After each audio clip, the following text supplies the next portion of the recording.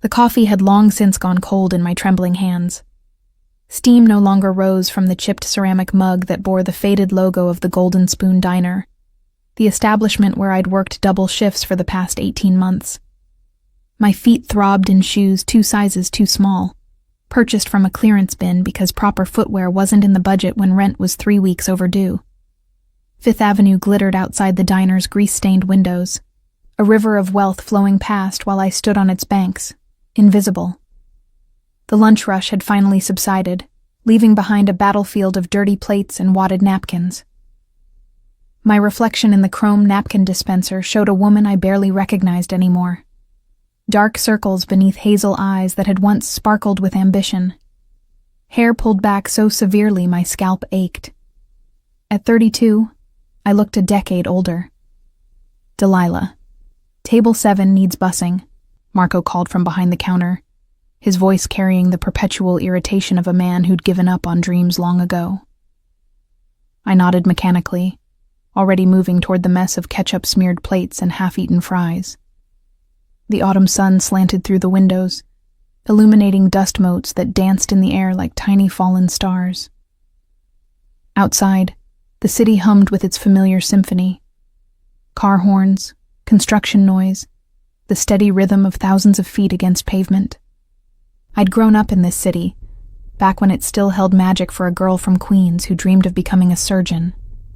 That was before Afghanistan, before the IED that killed 3 of my unit and left me with shrapnel scars across my back, and a medical discharge that ended my military nursing career before it truly began.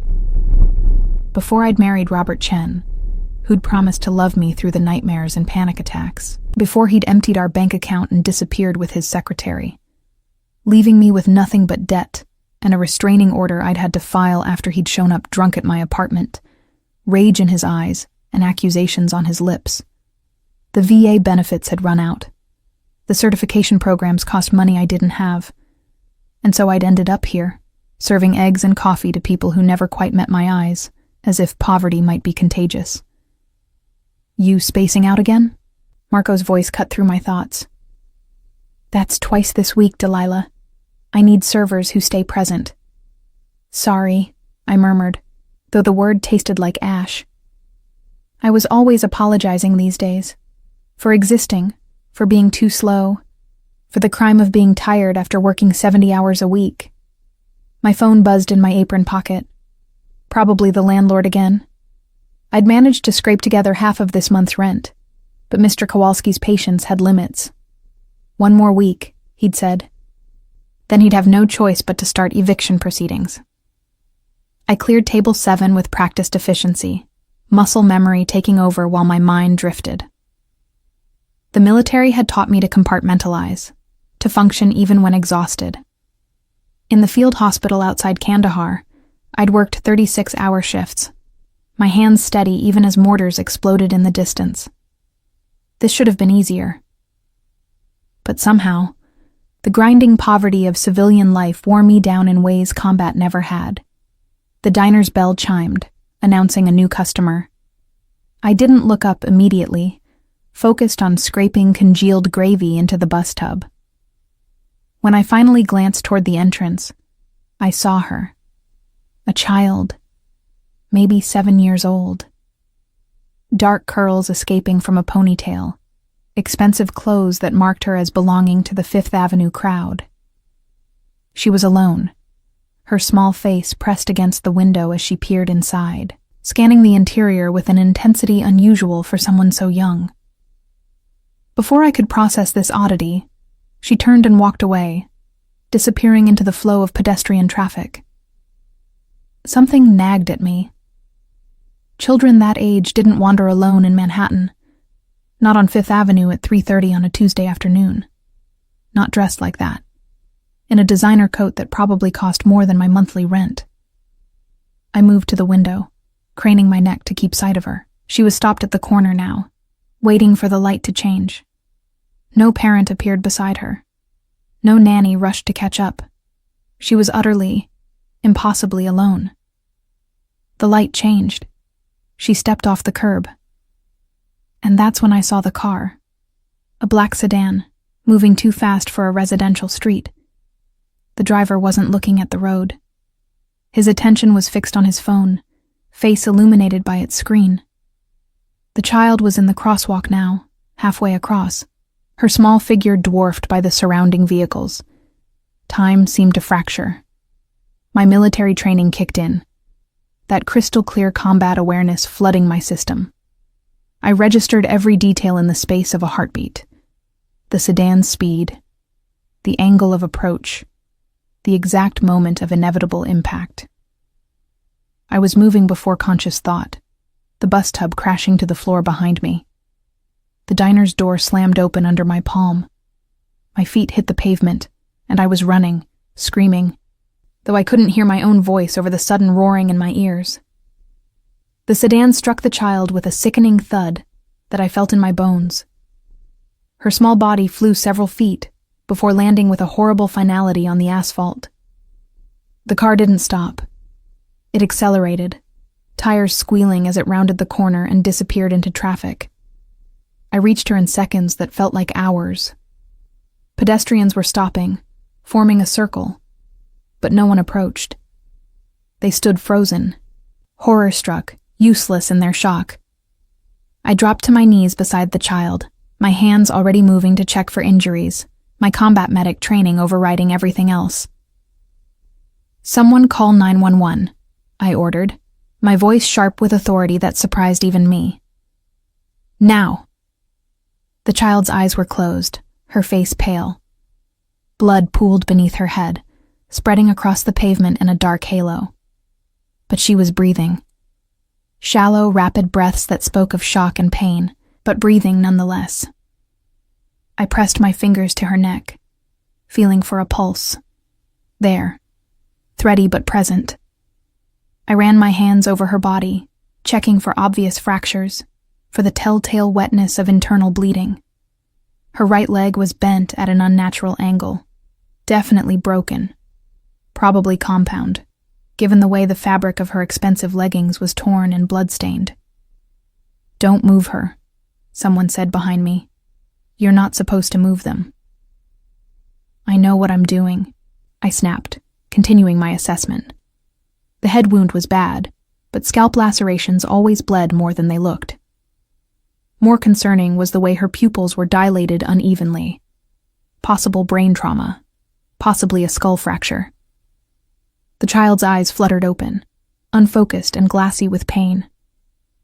"Daddy," she whispered, the word barely audible. "Shh," I soothed, cradling her head carefully, maintaining cervical spine alignment. "You're going to be okay. Help is coming." Her hand moved weakly, grasping at my sleeve.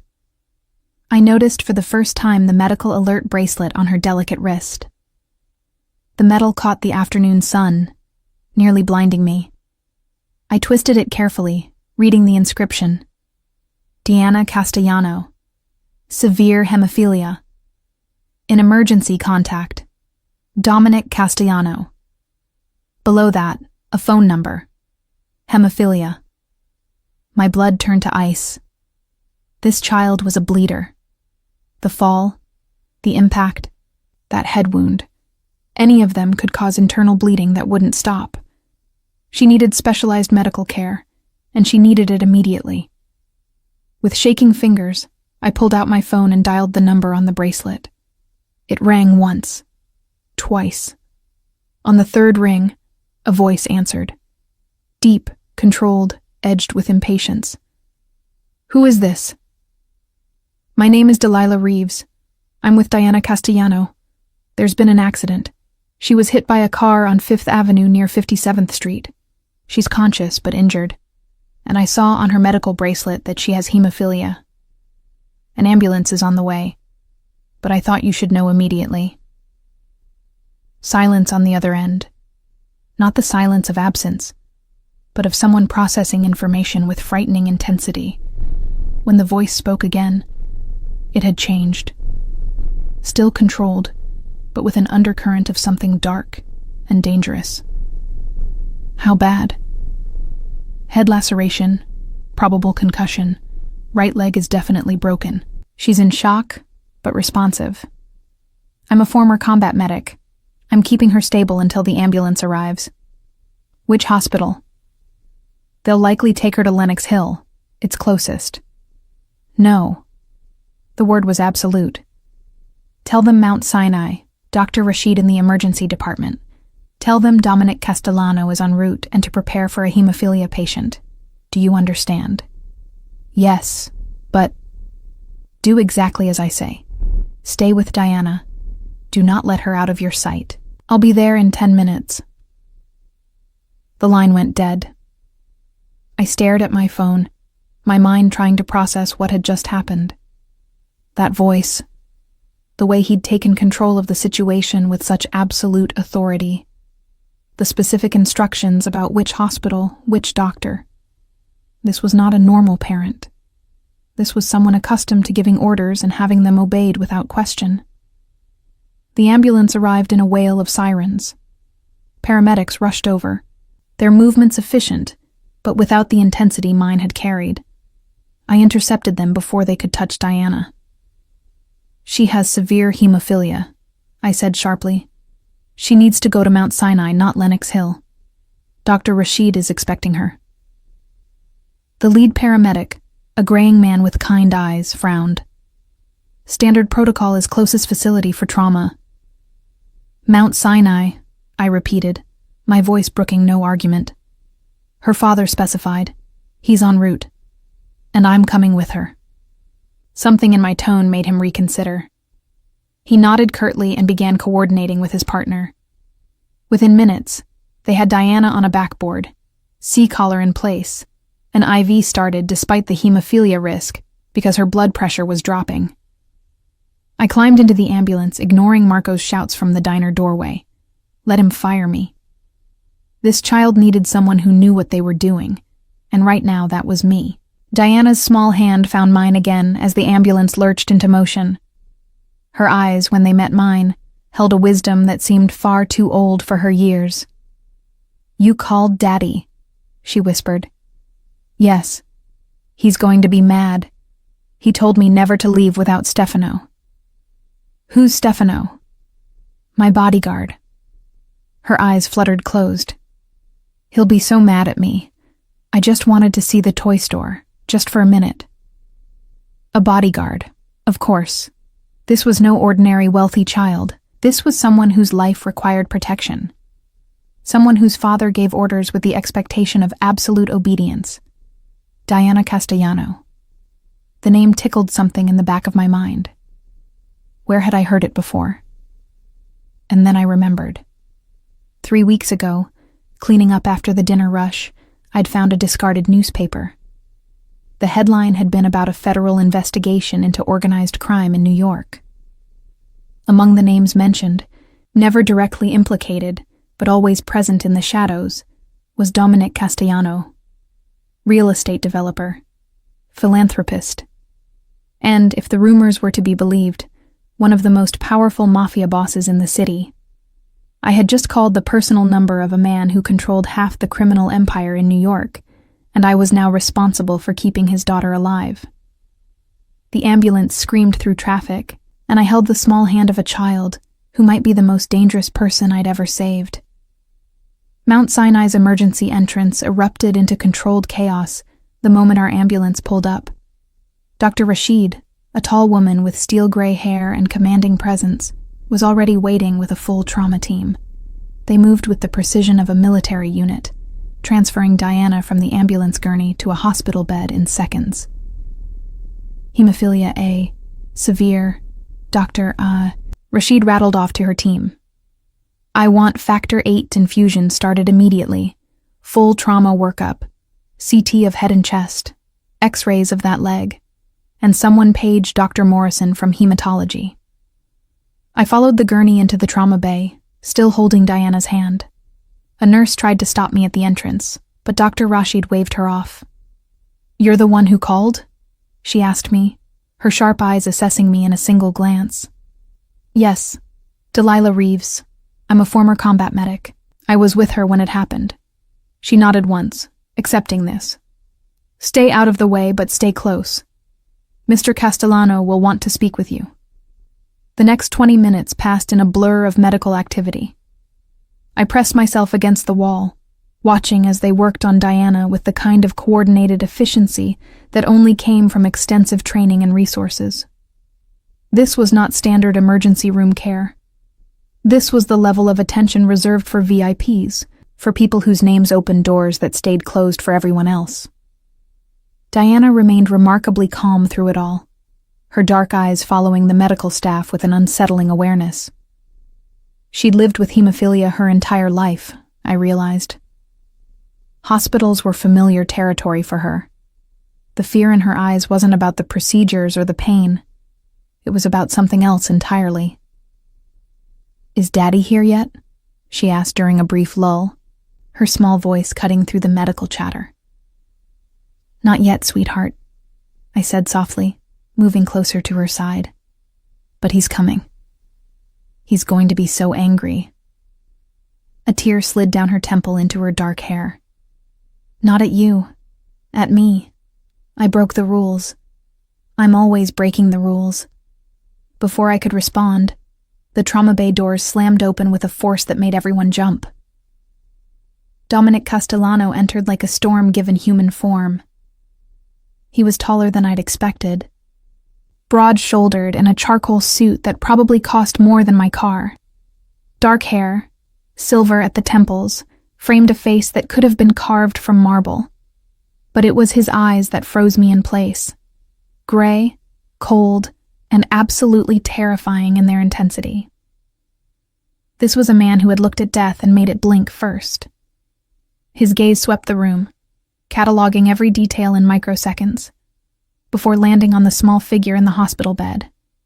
Something shifted in his expression then, the icy control fracturing just enough to reveal the raw fear beneath. Diana. He was at her side in 3 strides, his large hand gentle as it cupped her face. "Piccola mia, what happened?" "I'm sorry, Daddy. I just wanted to see the toy store. I told Stefano I'd be right back, but he was on the phone with you and I thought..." "Shh." His thumb traced her cheek with devastating tenderness. "We'll discuss it later. Right now, you need to let the doctors help you." Dr. Rashid stepped forward, her professional demeanor firmly in place despite the dangerous man in her trauma bay. "Mr. Castellano, the good news is that the CT scan shows no skull fracture, though she does have a significant concussion. The leg is a compound fracture of the tibia and fibula. We'll need to do surgery to set it properly." "And the internal bleeding?" His voice was steady, but I caught the slight tremor beneath the words. "We're monitoring closely. The factor white infusion is helping. But with the severity of the impact and her condition, there's significant risk of delayed hemorrhaging. She'll need to stay here for observation, probably a week minimum. The surgery we can schedule for tomorrow once she's more stable." Dominic nodded, his jaw tight. Then his gaze shifted, scanning the room until it found me pressed against the wall. Our eyes met, and I felt the full weight of his attention like a physical force. "You're Delilah Reeves." It wasn't a question. Somehow, in the 20 minutes since I'd called him, he'd already learned my name, had probably learned everything about me. The thought should have terrified me. Instead, I felt strangely calm, as if some part of me had been preparing for this moment my entire life. "Yes." He studied me with unnerving thoroughness. I was acutely aware of my stained diner uniform, my cheap shoes, the way my hair was falling out of its bun. Next to Diana in her designer clothes and this man in his tailored suit, I looked like exactly what I was, someone barely scraping by. "Dr. Rashid says you provided first aid at the scene, that you knew not to move her incorrectly, that you recognized the significance of the hemophilia. I was a combat medic, 68W, served 2 tours in Afghanistan before my medical discharge." Something flickered in his eyes. Respect, perhaps, or reassessment. "You may have saved my daughter's life." I did what anyone would have done. No. The word was absolute. Most people would have stood there useless while she bled. You acted. You called me instead of simply waiting for the ambulance. You ensured she came to the right hospital with the right doctor. He paused, his gaze intensifying. Why? The question caught me off guard. Because she needed help. You don't know who I am? I met his gaze steadily. I know enough, but your daughter was hurt. That's all that mattered. A ghost of something, surprise perhaps, crossed his face before the mask of control slammed back into place. He turned to Dr. Rashid. I want private security on this floor. No one enters or leaves without my approval, and move her to a private suite. Mr. Castellano, she's stable in the trauma bay. A private suite. His tone made clear this wasn't a request, with full monitoring equipment. And I want your best pediatric orthopedic surgeon for tomorrow's procedure. Dr. Rashid's lips thinned, but she nodded. She'd clearly dealt with Dominic Castellano before and knew better than to argue. As the medical staff began preparing Diana for transfer, Dominic turned back to me. Come with me. We need to talk. He walked out of the trauma bay, clearly expecting me to follow. After a moment's hesitation, I did. He led me to a small consultation room down the hall, closing the door behind us. The space suddenly felt very small with him in it. He dominated it not through size alone, but through sheer presence, the kind of authority that came from years of having one's word be law. Tell me exactly what happened, he said, leaning against the desk with his arms crossed. Everything. Don't leave out any details. So I did. I described seeing Diana through the diner window, the way she'd been alone, the car that hadn't been paying attention, the sickening sound of impact, the moments after when I'd assessed her injuries and found the medical bracelet. He listened without interruption, his face an expressionless mask. But I saw his hands tighten on his arms when I described the impact, saw the muscle jump in his jaw when I mentioned the blood. The car, he said when I finished. Tell me about the car. Black sedan, maybe a BMW, though I'm not certain. New York plates, but I didn't get the number. The driver was on his phone. He didn't even look up when he hit her. He didn't stop. No, he accelerated away. Dominic's eyes went flat, and for a moment, I saw something in them that made my blood run cold. This was a man capable of terrible things. A man who had done terrible things, and would do them again without hesitation. This wasn't an accident, he said quietly, more to himself than to me. They knew her route. Knew Stefano would be distracted when I called. Knew exactly when to strike. They? You think someone deliberately tried to hit Diana? His gaze snapped to mine, sharp as a blade. I don't think. I know. This was an assassination attempt. Someone is trying to hurt me by taking the one thing I love more than my own life. The words hung in the air between us, heavy with implication. I'd stumbled into something far more dangerous than a simple hit and run. I'd stepped into the middle of a war I didn't understand, a world where children were targets because of their father's sins. I should go, I said, suddenly desperate for the safety of my shabby apartment, my mundane problems. Diana's in good hands here. You don't need me anymore. On the contrary, Dominic said, straightening to his full height. I need you very much, Ms. Reeves. Diana will need constant supervision during her recovery. Someone who can provide medical care beyond what the hospital staff offers. Someone who understands her condition and can watch for complications. The hospital has nurses. The hospital has employees who go home at the end of their shifts, who have other patients to attend to, who can't provide the kind of dedicated care my daughter requires. He moved closer, and I resisted the urge to step back. You can. You have the training, the experience, and Diana trusts you. I saw it in her eyes when I came in. She was holding your hand like a lifeline. Mr. Castellano, I'm not a nurse. I lost my certification when I was discharged. I can't legally. You'll be compensated. Generously. $50,000 for the duration of Diana's recovery. Roughly 6 to 8 weeks, Dr. Rashid estimates. The number hit me like a physical blow. $50,000. More money than I'd made in the past 2 years combined. Enough to pay off my debts. To get certifications. To finally climb out of the hole I'd been drowning in since Afghanistan. I work at a diner, I said weakly. I have shifts. I can't just... I've already spoken to the owner. He's been compensated for the loss of your employment. Of course he had. In the space of an hour, Dominic Castellano had already reached into my life and rearranged it to suit his needs. The efficiency of it was terrifying. You've learned a lot about me very quickly, I observed. I make it my business to know everything about people who enter my daughter's life. Delilah Reeves, age 32. Honorably discharged from the Army after an IED attack that killed 3 of your unit. Purple Heart recipient. Divorced from Robert Chen 18 months ago. Currently 3 weeks behind on rent for an apartment in Queens. No criminal record. No family. No close friends. His gaze softened almost imperceptibly.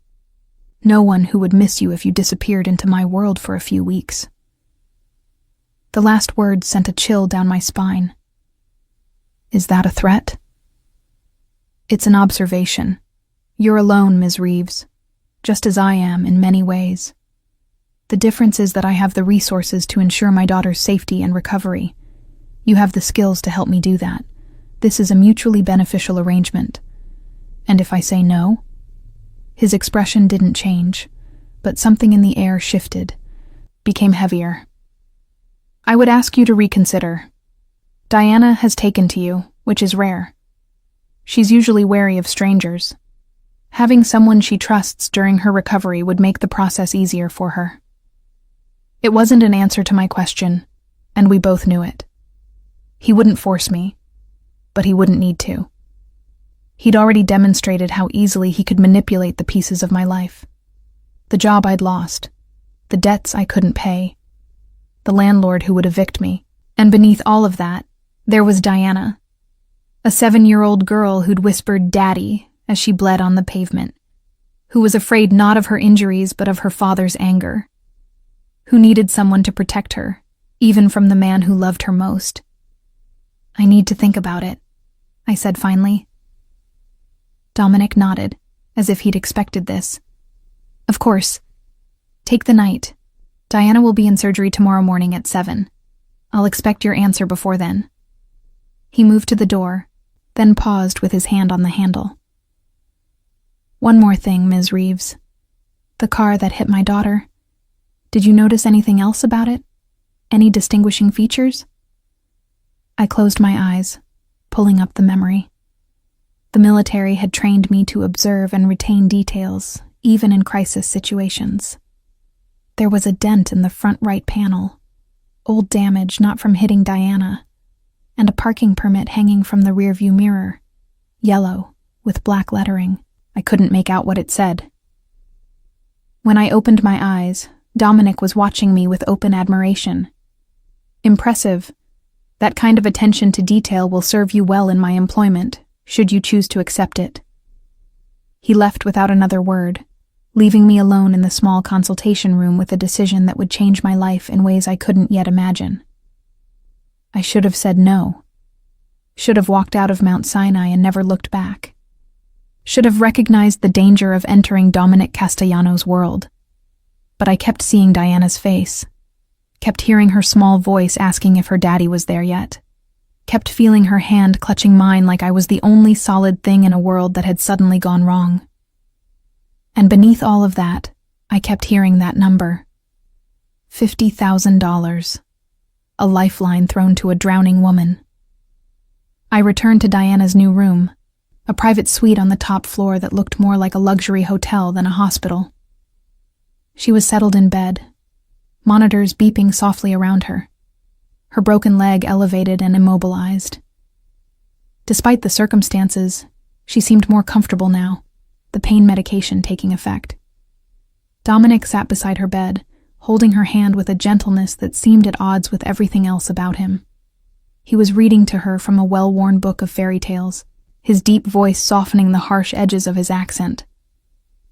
And the princess learned that sometimes the dragon is guarding the treasure not because he wants to keep it, but because the world outside is far more dangerous than anyone knows.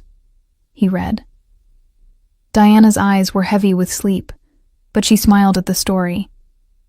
I like that one better than the other version. Why is that, Piccola? Because the dragon isn't the bad guy. He's just trying to protect what he loves. Dominic's expression softened in a way I suspected few people ever saw. Yes, exactly. I watched them from the doorway, this dangerous man and his fragile daughter, and something in my chest tightened. This was why he'd built his empire, why he'd done terrible things and would do worse without hesitation. Not for power or money, but for this. The chance to read fairy tales to a little girl who saw dragons as protectors. Ms. Reeves. Diana spotted me, her face brightening. You're still here. I wanted to make sure you were settled, I said, moving into the room. Daddy says you might help take care of me when I go home. Will you? I glanced at Dominic, who met my gaze steadily. He'd already told Diana I would accept. Already made the decision for me, confident in his ability to manipulate me into compliance. He was right to be confident. Yes, I heard myself say. I'll help take care of you. Diana's smile was radiant despite her injuries. I'm glad. You're nice, and you're not scared like everyone else. Scared of what? I asked gently. She glanced at her father, then back at me. Of Daddy. Everyone's always scared of Daddy. Dominic's jaw tightened almost imperceptibly. That's enough, Diana. You need to rest now. But I'm not tired, she protested, even as her eyes drooped. Sleep, Piccola. I'll be here when you wake up. Within minutes, she'd drifted off, her breathing evening out into the soft rhythm of sleep. Dominic continued holding her hand, his thumb tracing small circles on her palm. For a long moment, neither of us spoke. She's right, I finally said softly. People are afraid of you. And you're not. I considered this. I'm terrified, but I'm more afraid of what will happen to her if I don't help. He looked up at me then, and for a moment, the mask slipped entirely. What I saw beneath was a man who'd lost too much already, who lived in constant fear of losing the one thing that mattered. A man who'd built walls of violence and power around his daughter, but knew they'd never be high enough, strong enough, to truly protect her. Welcome to my world, Ms. Reeves, he said quietly. I promise you'll regret this decision before the end. Probably, I agreed, but I'm making it anyway. His smile was grim. Then tomorrow, after Diana's surgery, we'll discuss the arrangements. You'll stay at my home during her recovery. I have a medical suite prepared for situations like this. You'll have everything you need. I'll need to get some things from my apartment. Already taken care of. My people will pack your belongings and have them delivered. Of course they would. Dominic Castellano had reached into my life and claimed it as his own, just as he'd claimed Diana, just as he claimed everything he touched. I should have run. Should have recognized this for what it was. A trap closing around me. But as I looked at the sleeping child in the hospital bed, her small face peaceful, despite everything she'd been through, I knew I was already caught. And some part of me didn't want to escape. Diana's surgery the next morning lasted 4 hours. I spent them in a private waiting room that Dominic had commandeered, watching him pace like a caged predator. He'd changed into fresh clothes, another expensive suit, but the shadows under his eyes betrayed a sleepless night. She'll be fine, I said quietly, somewhere around hour 3. Dr. Morrison is excellent. I looked up his credentials last night. Dominic paused mid-stride. You researched him? I research everything. Old habit from the military. Know your field medics. Know your surgeons. Know who you can trust when the bullets start flying. I took a sip of the coffee that had been delivered by a silent assistant, whose eyes never quite met mine. Metaphorically speaking, a ghost of a smile touched his lips. In my world, the bullets are often quite literal. I'm starting to understand that. He sat down finally, the first time I'd seen him still since Diana had been wheeled away. Tell me about Afghanistan. The request caught me off guard. Why? Because you're about to become part of my daughter's life. I want to know who you are beyond what my investigators found. I should have refused. Should have kept the walls up between us. But something about the raw exhaustion in his eyes, the vulnerability he was trying so hard to hide, made me answer honestly. I enlisted at 19. My mother had died the year before. Cancer. My father was already gone, killed in a construction accident when I was 12. I had no money for college, no prospects. The army offered purpose. I stared into my coffee, seeing memories reflected in its dark surface. I was good at it. The medical training, the pressure situations. I could keep my hands steady when others were shaking, could make decisions when everyone else was frozen. What happened? Routine patrol outside Kandahar. We were returning to base when the IED went off. Took out the front of our Humvee. Killed Sergeant Garcia instantly. Private Morrison bled out before we could get him stabilized. Specialist Chen. I stopped, the name catching in my throat. Robert Chen, your ex-husband. Of course he knew. He was in the vehicle behind us. He pulled me out of the wreckage, saved my life. The irony of it still tasted bitter. We got married 6 months after we were both discharged. I thought we understood each other, that we'd been through something that bonded us forever. But the war came home with you both. I nodded. He couldn't handle my nightmares. Couldn't understand why I'd wake up screaming, why certain sounds sent me diving for cover. And I couldn't handle his drinking, his rage, the way he'd disappear for days at a time. I drained my coffee, needing something to do with my hands. When he left, he took everything that wasn't nailed down. Said I owed him for saving my life, that the money was payment for services rendered. Dominic's expression had gone cold again. Where is he now? I don't know. We haven't spoken since the divorce was finalized. I met his gaze directly, and I'd prefer to keep it that way. He nodded slowly. Understood, though it's interesting. What is? That you saved my daughter's life the same way your husband saved yours, threw yourself into danger without hesitation. Perhaps it's a pattern for you, protecting others at your own expense. The observation was uncomfortably accurate. Before I could respond, Dr. Morrison appeared in the doorway, still in his surgical scrubs. Both Dominic and I were on our feet instantly.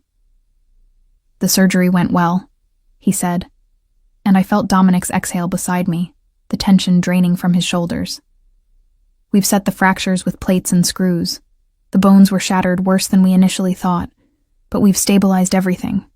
She'll need extensive physical therapy, but with time and proper care, she should regain full mobility. When can I see her? Dominic asked. She's in recovery now. Another hour, perhaps. We'll keep her monitored overnight, but if all goes well, she can be discharged tomorrow. After Dr. Morrison left, Dominic turned to me. Tomorrow, then. You'll come home with us. About that, I said. We need to discuss the details. I'll need to know exactly what's expected of me. Of course. Let's talk specifics. He gestured to the chairs, and we both sat. Diana will need round-the-clock monitoring for the first 2 weeks. Physical therapy will begin after the initial healing period. You'll oversee her medical care, administer medications, watch for signs of complications. Given her hemophilia, even minor bumps can be dangerous. I understand the medical needs. What I need to know is what else I'm walking into. You said yesterday that the accident wasn't random, that someone tried to kill her. Dominic's jaw tightened. Yes. Then I need to understand the threat. Who wants to hurt her? And why? For a long moment, he didn't answer. Then he stood, moving to the window that overlooked the city. When he spoke, his voice was carefully controlled, but I heard the rage simmering beneath. My family has controlled certain business interests in New York for 3 generations. My father built an empire that I inherited when he died. With that empire came enemies, rivals who would take everything I have if they could. And they're targeting Diana to get to you.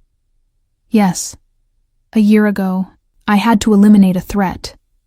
A man named Viktor Kozlov, who ran the Russian operations in Brighton Beach. He was expanding, becoming too bold, threatening my territories. I gave him chances to back down. He refused. Dominic's reflection in the window was cold, merciless. So I ended him. My mouth went dry. This was the first time he'd openly admitted to killing someone, to being exactly what the newspapers claimed he was. His brother, Alexei, has been quiet since then. Dominic continued. I thought he'd learned his lesson, but yesterday's attack suggests otherwise. He knows I would never touch his family. It's a line I don't cross. But apparently, he has no such compunctions. You think Alexei Kozlov ordered the hit on Diana? I know he did. My people found the driver this morning. His voice was flat, emotionless.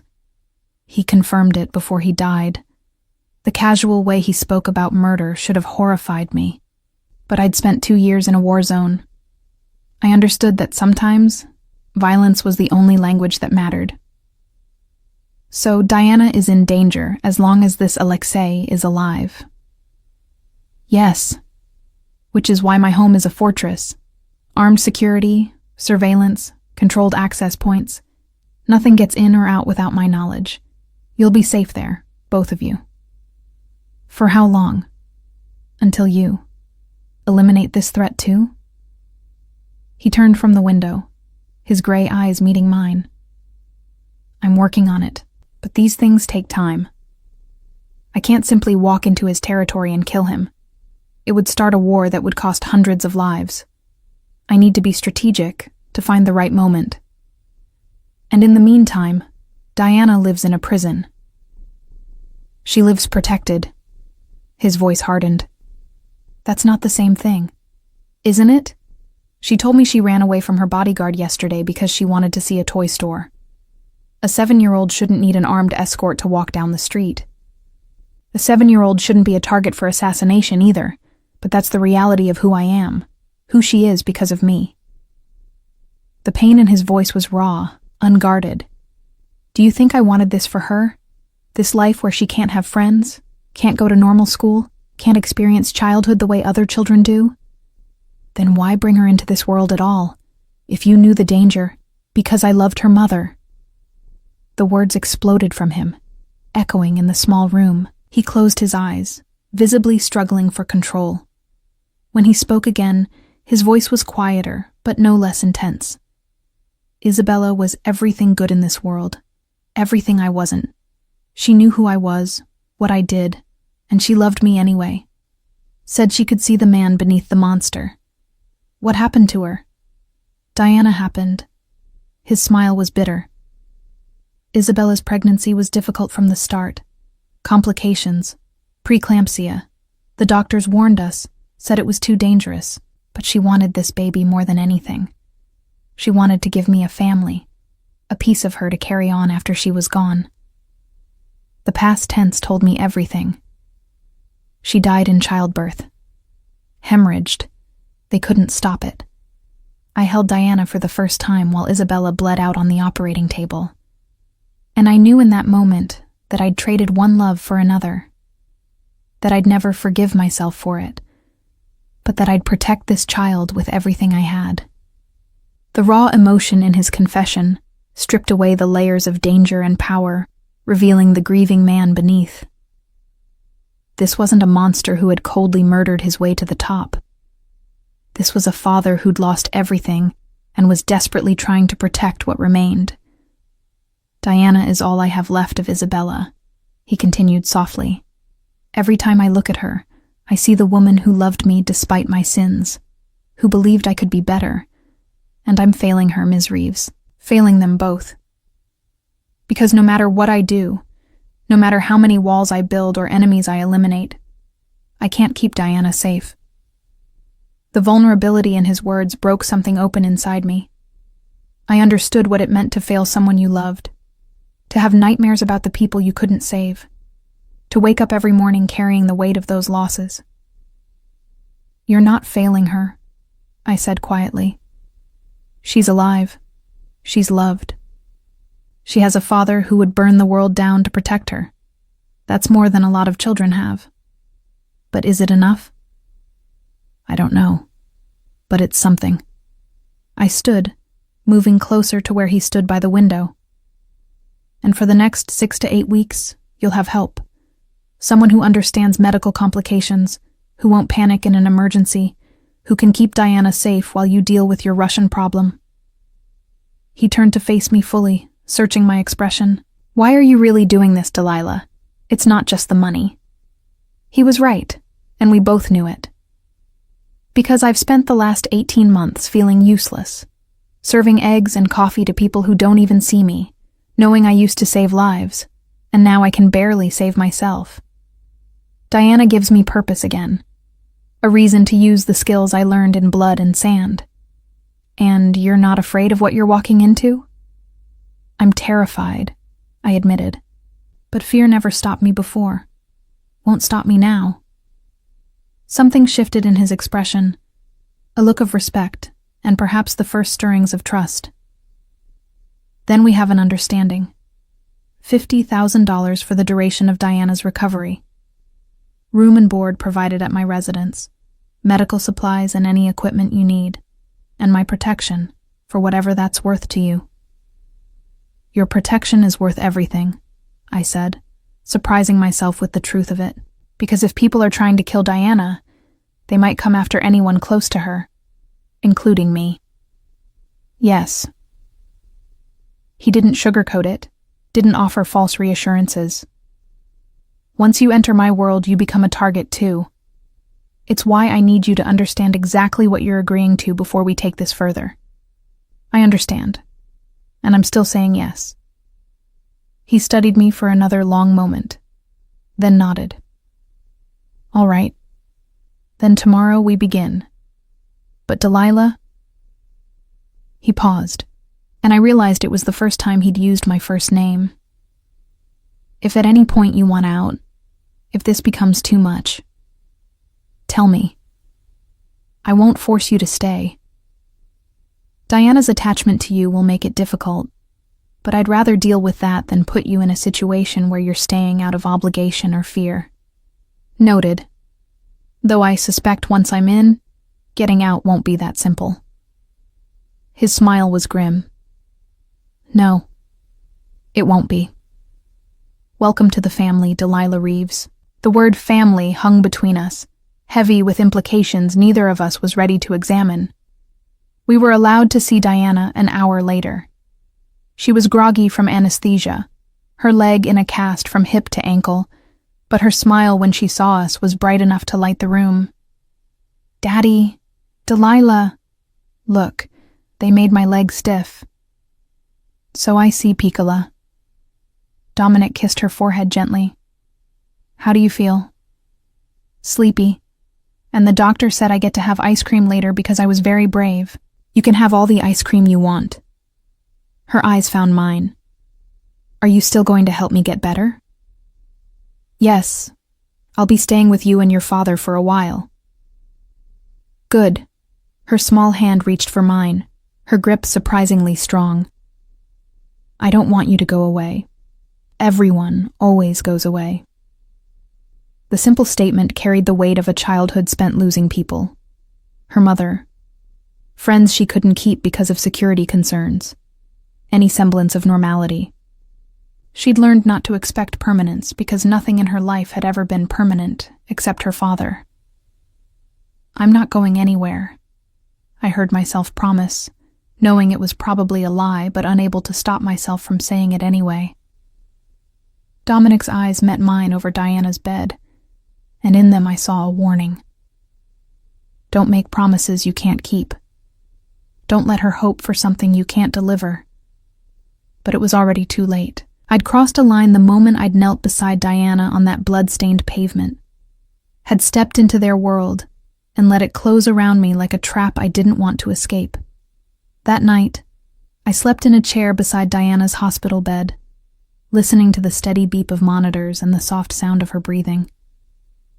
Dominic had left around midnight, his people needing him to handle some unspecified business, but not before posting 2 guards outside the door, silent sentinels who watched the hallway with the kind of vigilance that spoke of serious threats. I should have been afraid, should have questioned my decision to enter this dangerous world.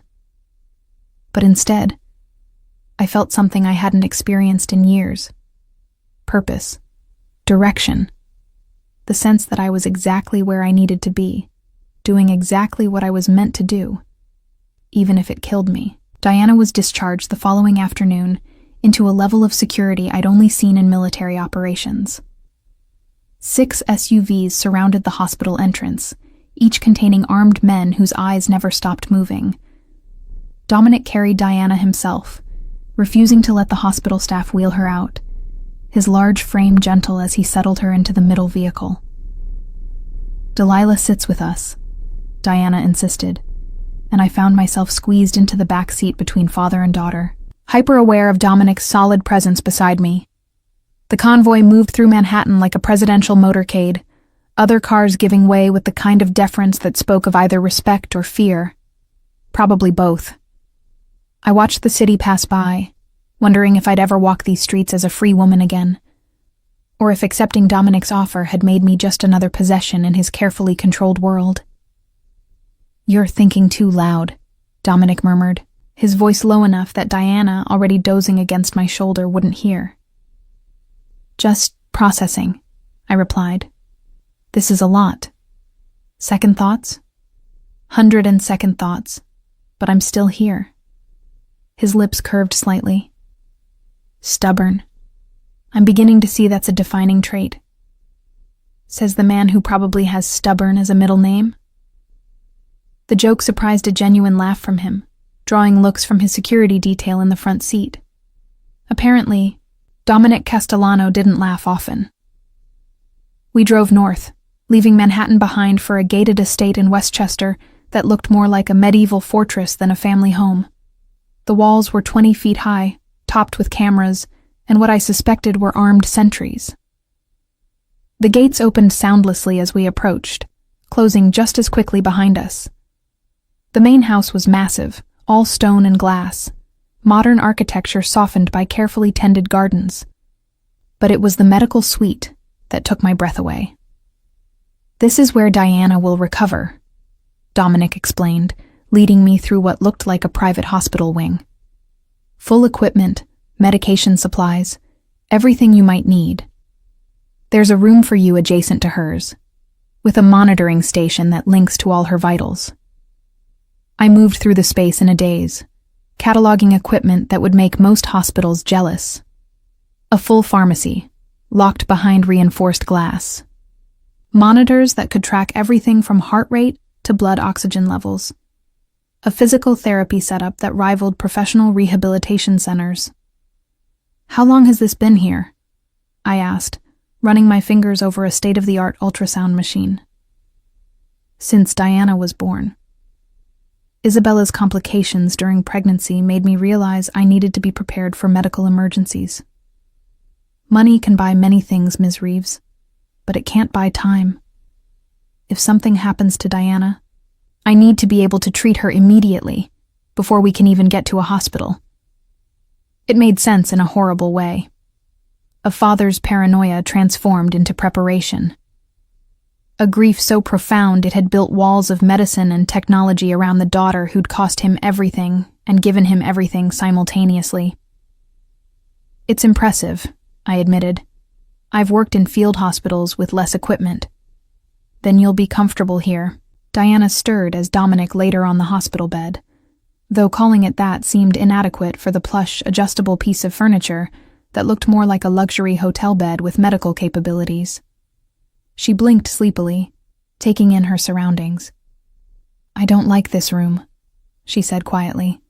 "It smells like the hospital." "You need to stay here while your leg heals," Dominic explained patiently. "But I want my own room, with my books and my stuffed animals and the window that looks at the garden." I glanced at Dominic, seeing the internal struggle play across his face. He wanted her safe, monitored, in this controlled environment. But he also couldn't deny her anything, not when she'd almost died. "What if we compromise?" I suggested. "Days in your room, where you're comfortable. Nights here, where I can monitor you more easily while you sleep. That way, you get time with your things, but we can still keep you safe." Diana's face brightened. "Can we, Daddy? Please?" Dominic's jaw tightened, but he nodded. "During the day only, and Delilah stays with you constantly. No arguments. I promise." He scooped her up again, carrying her through a maze of hallways to a bedroom that could have come from a fairy tale. Soft purple walls, shelves overflowing with books, a window seat overlooking gardens that stretched toward distant woods. It was a little girl's dream, except for the panic button beside the bed and the reinforced windows that I suspected were bulletproof. "This is better," Diana sighed as Dominic settled her on the bed, propping her casted leg on pillows. "Delilah, do you like it?" "It's beautiful," I said honestly, taking in the carefully curated space. Everything about it spoke of a father desperate to give his daughter some semblance of normal childhood within an abnormal existence. "Mommy decorated it," Diana said softly. "Before I was born. Daddy says she picked everything herself." I glanced at Dominic, who'd gone very still. "She did," he said quietly. "Spent months getting it perfect. Said our daughter deserved a room full of magic." "She was right," I said, watching as Diana's eyes grew heavy again, the pain medication pulling her toward sleep. "It is magic." Within minutes, she was out, her breathing evening into the soft rhythm of rest. Dominic stood watching her for a long moment, his expression unguarded in a way I suspected few people ever saw. "She looks like Isabella when she sleeps," he murmured. Same peaceful expression, like nothing in the world could touch her. "Tell me about Isabella," I said quietly. "What was she like?" He was silent so long I thought he wouldn't answer. Then, light. She was light in a world of darkness.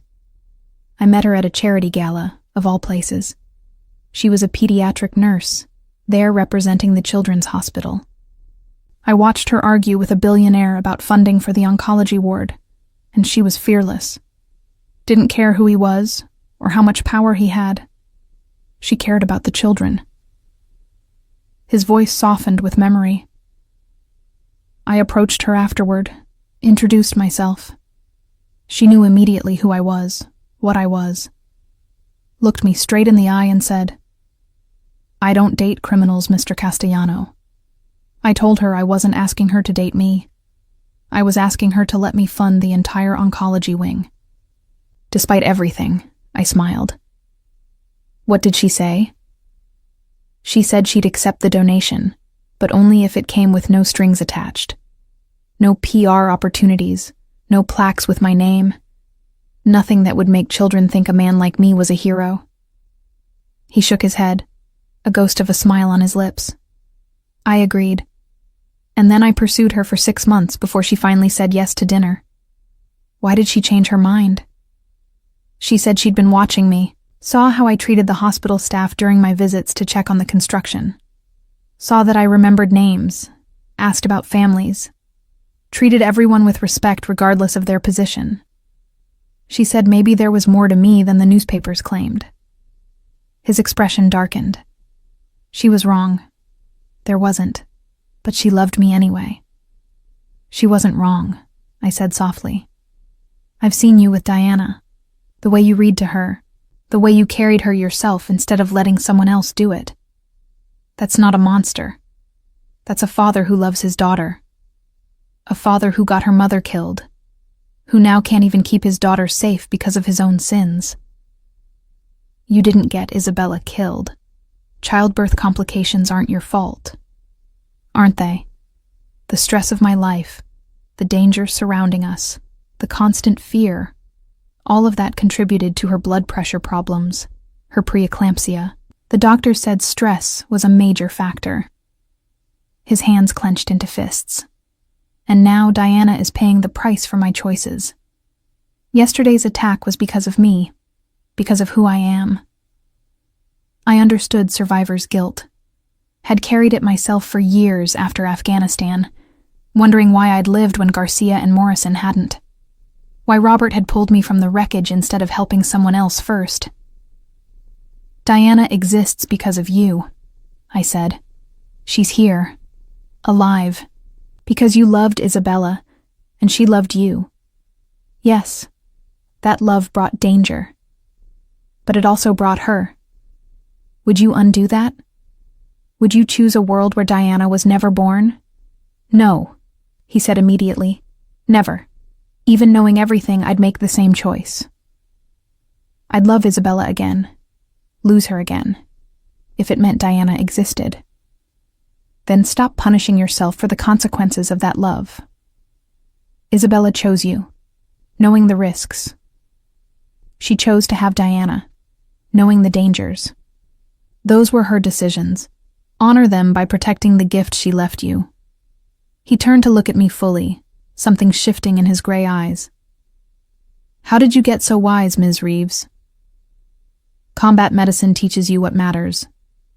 When people are dying in your arms, you learn pretty quickly that guilt is a luxury you can't afford. You can regret, or you can act.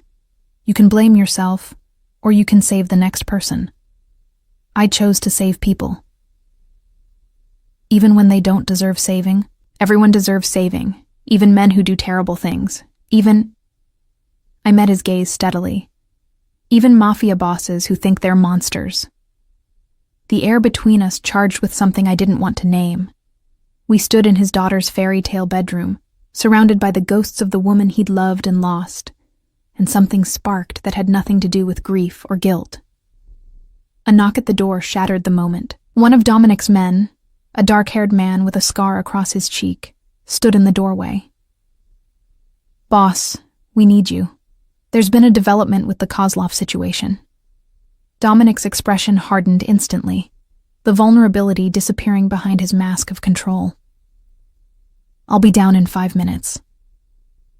After the man left, Dominic turned back to me. I need to handle this. You'll stay with Diana? Of course. My men will be stationed throughout the house. If anything happens, if you hear anything unusual, press the panic button beside her bed. Response time is under 30 seconds. Dominic. I caught his arm as he moved toward the door. Be careful. Something flickered in his eyes. Surprise, perhaps, that I'd used his first name, that I'd expressed concern for him. I'm always careful, Delilah. It's how I've survived this long. After he left, I settled into the comfortable chair beside Diana's bed, watching her sleep. The room was quiet except for her soft breathing and the distant sounds of the estate. Footsteps in hallways, doors opening and closing, the muted conversations of security personnel. I thought about what I'd learned in the past 24 hours, about Dominic's love for Isabella, about the guilt he carried, about the empire he'd built and the enemies it had created, about a little girl who slept in a fairy tale room with bulletproof windows because her father's sins had marked her as a target. And I thought about my own choice to stay, to enter this world knowing the dangers, to become part of this strange, broken family held together by grief and love, and the desperate need to protect what remained. My phone buzzed. A text from an unknown number. Welcome to the Castellano estate. Hope you survive the experience. Ice flooded my veins. I moved to the window, scanning the gardens below. Nothing moved except the shadows of late afternoon, but someone had my number. Someone knew where I was. Another text. Ask Dominic about the night Isabella really died. Ask him what he was doing when she hemorrhaged. Ask him why he wasn't there. I stared at the message, my mind racing. Who was sending these? How did they have my number? And what were they implying about Isabella's death? A third message. You're in danger, Delilah Reeves. Dominic Castellano destroys everything he touches. Get out while you still can. My finger hovered over the panic button, but I hesitated. If I called security, Dominic would know someone had contacted me, would know someone had breached his supposedly impregnable fortress enough to get my personal number. And what would he do then? Would he see me as a liability? A security risk? I deleted the messages and turned off my phone. Diana stirred, her eyes fluttering open. Delilah? Did Daddy leave? He had to take care of some work, but I'm here. Good. Her small hand found mine. I don't like being alone. The room is big when it's empty. You're not alone anymore. I'm right here. Promise? I thought of the messages, the warnings, the danger that surrounded this house and everyone in it. The smart thing would be to lie, to keep my options open, to maintain some emotional distance. Instead, I squeezed her hand gently. I promise. She smiled and closed her eyes again, trusting in a way that made my chest tight. This was what Dominic felt every day, the weight of someone's complete trust. The knowledge that your choices could save them or destroy them. Footsteps in the hallway. I tensed, my hand moving instinctively toward the panic button. But it was just a woman in her 50s, kind-faced and carrying a tray. I'm Maria, she said with a soft Italian accent. I manage the household. Mr. Castellano asked me to bring you dinner. He said you didn't eat lunch. That's kind, thank you. She set the tray on a side table. Soup, bread, a salad that looked better than anything I'd cooked for myself in months. You're the one who saved Diana. I just helped. The doctors. No. She cut me off gently. You saved her. Mr. Castellano told us. Said you knew what to do when others would have panicked. That makes you family now. In this house, we protect family. The simple statement carried weight. An oath, a promise, but also a warning. Family was protected, but family was also expected to be loyal. I understand, I said. She studied me with sharp eyes that had seen too much. Do you? This is not a normal home, Ms. Reeves. The people who work here, we know what Mr. Castellano is, what he does. We stay because he's fair, because he protects us, because he pays well, but mostly. She glanced at Diana's sleeping form. We stay for her, because that little girl deserves people who love her. You care about her. I've known Diana since she was born. Held her when Mr. Castellano couldn't because the grief was too much. Fed her, changed her, sang her to sleep. She is the light in this dark house. Maria's expression hardened. Which is why what happened yesterday cannot happen again. Someone tried to kill our light, and that someone will pay. The casual way she spoke of revenge reminded me that everyone in this house existed in Dominic's world. Even the kind-faced housekeeper understood that violence was sometimes necessary, that justice here didn't involve courts or laws. I'll do everything I can to keep her safe, I said. I know. I can see it in how you look at her. You already love her. That happened fast. Children have a way of getting past your defenses. Maria smiled sadly. Yes, Mr. Castellano learned that 7 years ago. He thought he'd loved his wife. But when Diana was born, When he held her for the first time, even as Isabella died, he learned what real love was. The kind that destroys you and rebuilds you simultaneously. The kind worth killing for. She left me with that thought, and a tray of food I couldn't quite bring myself to eat. Instead, I watched Diana sleep and wondered what I'd really stepped into. A father's desperate attempt to protect his daughter. A house full of people who'd chosen loyalty to a dangerous man. A world where love and violence were so intertwined they became indistinguishable. And somewhere out there, someone who knew my number, who wanted me to doubt Dominic, who wanted me afraid. The smart thing would be to run, to pack my few belongings and disappear before I became another casualty of Dominic Castellano's world. But as Diana's hand tightened around mine in her sleep, I knew I wasn't going anywhere. I'd made a promise. And unlike my ex-husband, unlike every other person who'd walked away when things got difficult, I kept my promises, even if it killed me. The first week at the Castellano estate passed in a strange rhythm of domesticity and danger. Days were spent with Diana, reading stories, helping her navigate the early stages of physical therapy, watching her frustration as her body refused to cooperate with her will. Nights were different. Nights brought the sounds of Dominic's world seeping through the walls. Hushed conversations in Italian, cars arriving at odd hours, the occasional raised voice quickly silenced. I tried not to think about what was happening in other parts of the house. Tried to focus only on Diana, on keeping her safe and helping her heal. But curiosity and old military instincts made me notice things. The way certain rooms were always locked. How some of Dominic's men disappeared for days and returned looking exhausted and grim. The careful way Maria avoided certain topics when we talked. Diana's progress was remarkable. Her broken leg was healing well, and her natural resilience shone through even on difficult days. She was smart, funny, startlingly perceptive for a 7-year-old. She'd ask questions about Afghanistan, about what it was like being a soldier, and I found myself sharing stories I'd never told anyone. Sanitized versions, of course, but enough to satisfy her curiosity. "Were you scared?" she asked one afternoon as I helped her through leg exercises. "Every single day," I admitted. "Fear is normal. It's what keeps you alive. Daddy says fear is weakness." I paused, considering my words carefully. "Your father lives in a world where showing fear can be dangerous. But feeling fear? That's human. That's smart. Being brave doesn't mean not being afraid. It means being afraid and doing what needs to be done anyway." She absorbed this with the seriousness she brought to everything.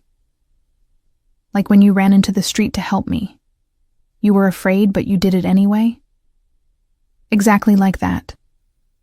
I want to be brave like you when I grow up." The simple statement made my chest tight. "You already are brave, Diana. You're dealing with a broken leg and recovery, and you haven't complained once. That's incredibly brave." She beamed at the praise, then winced as her therapy exercise pulled at healing tissues. I immediately adjusted the movement, making it easier. "Does it hurt a lot?" I asked gently. "Sometimes. But Daddy says Castellanos are strong. We don't show weakness." I was beginning to understand how much of Dominic's worldview was seeping into his daughter. The emphasis on strength, on hiding vulnerability, on never showing the enemy or anyone that you could be hurt. It made sense for a man in his position. But for a 7-year-old girl who should be worried about dolls and homework, not appearing strong?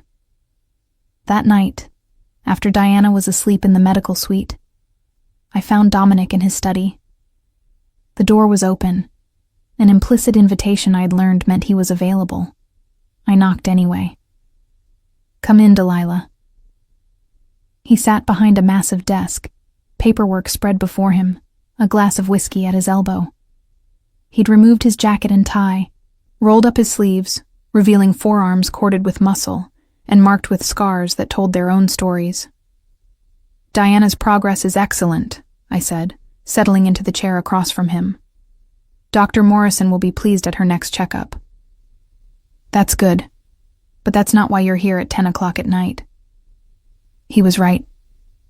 Diana mentioned something today. The Castellanos don't show weakness, that being afraid is bad. Dominic's expression didn't change, but something flickered in his eyes. And you disagree?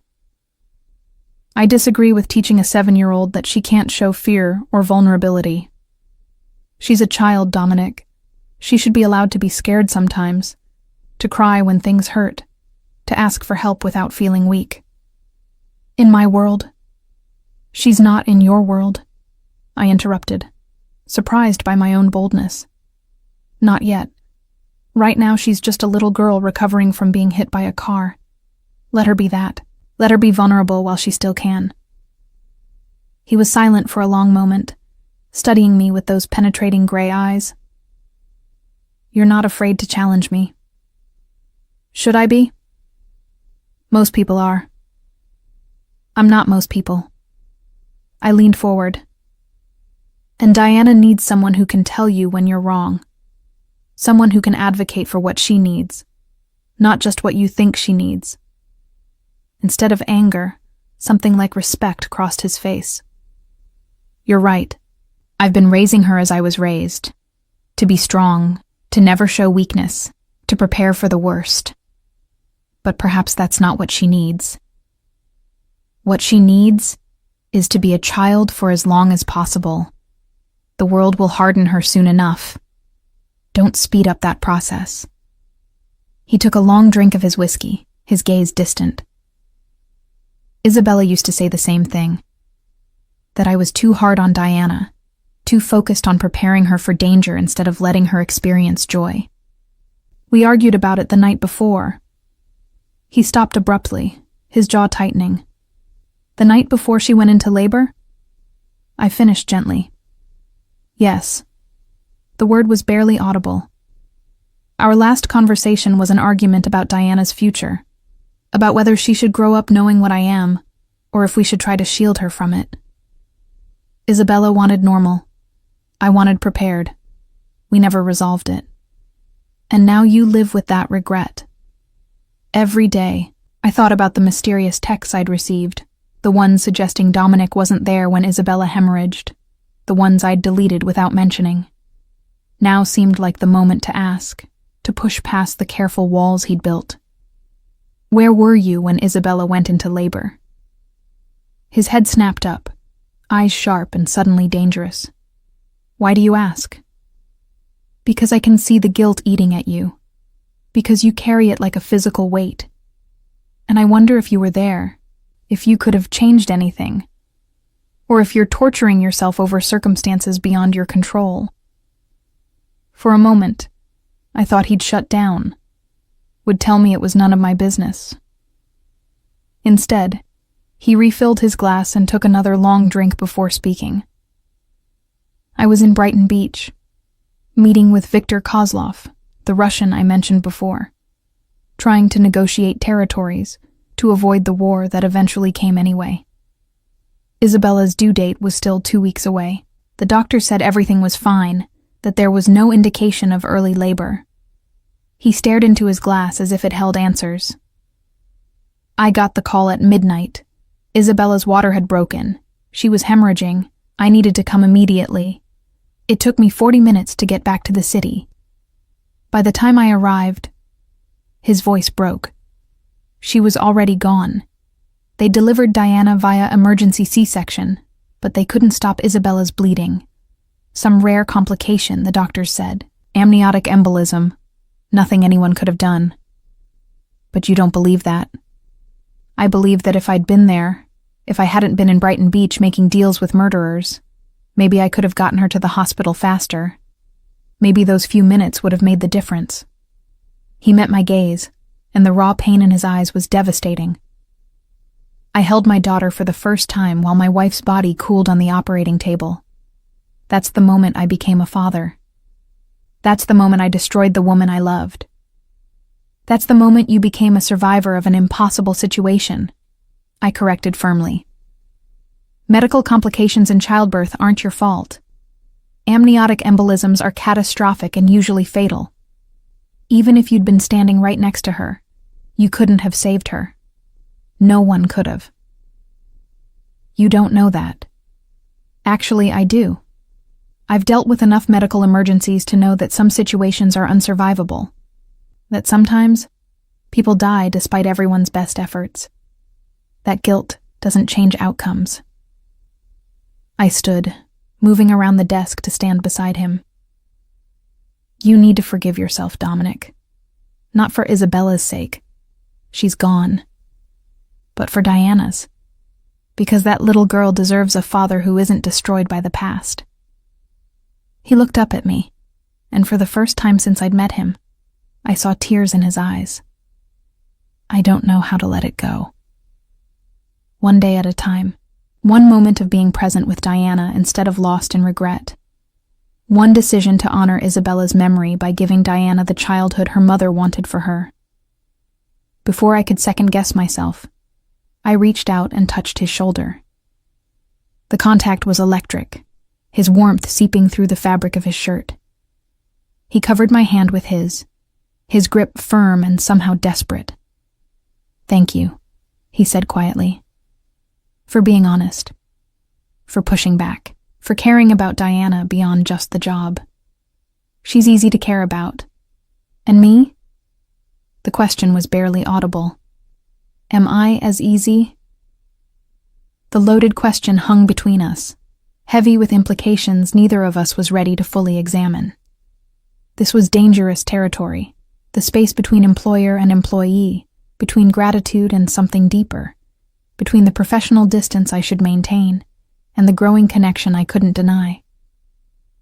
You're complicated, I said carefully. Dangerous. Carrying too much pain. But yes, easier to care about than I expected.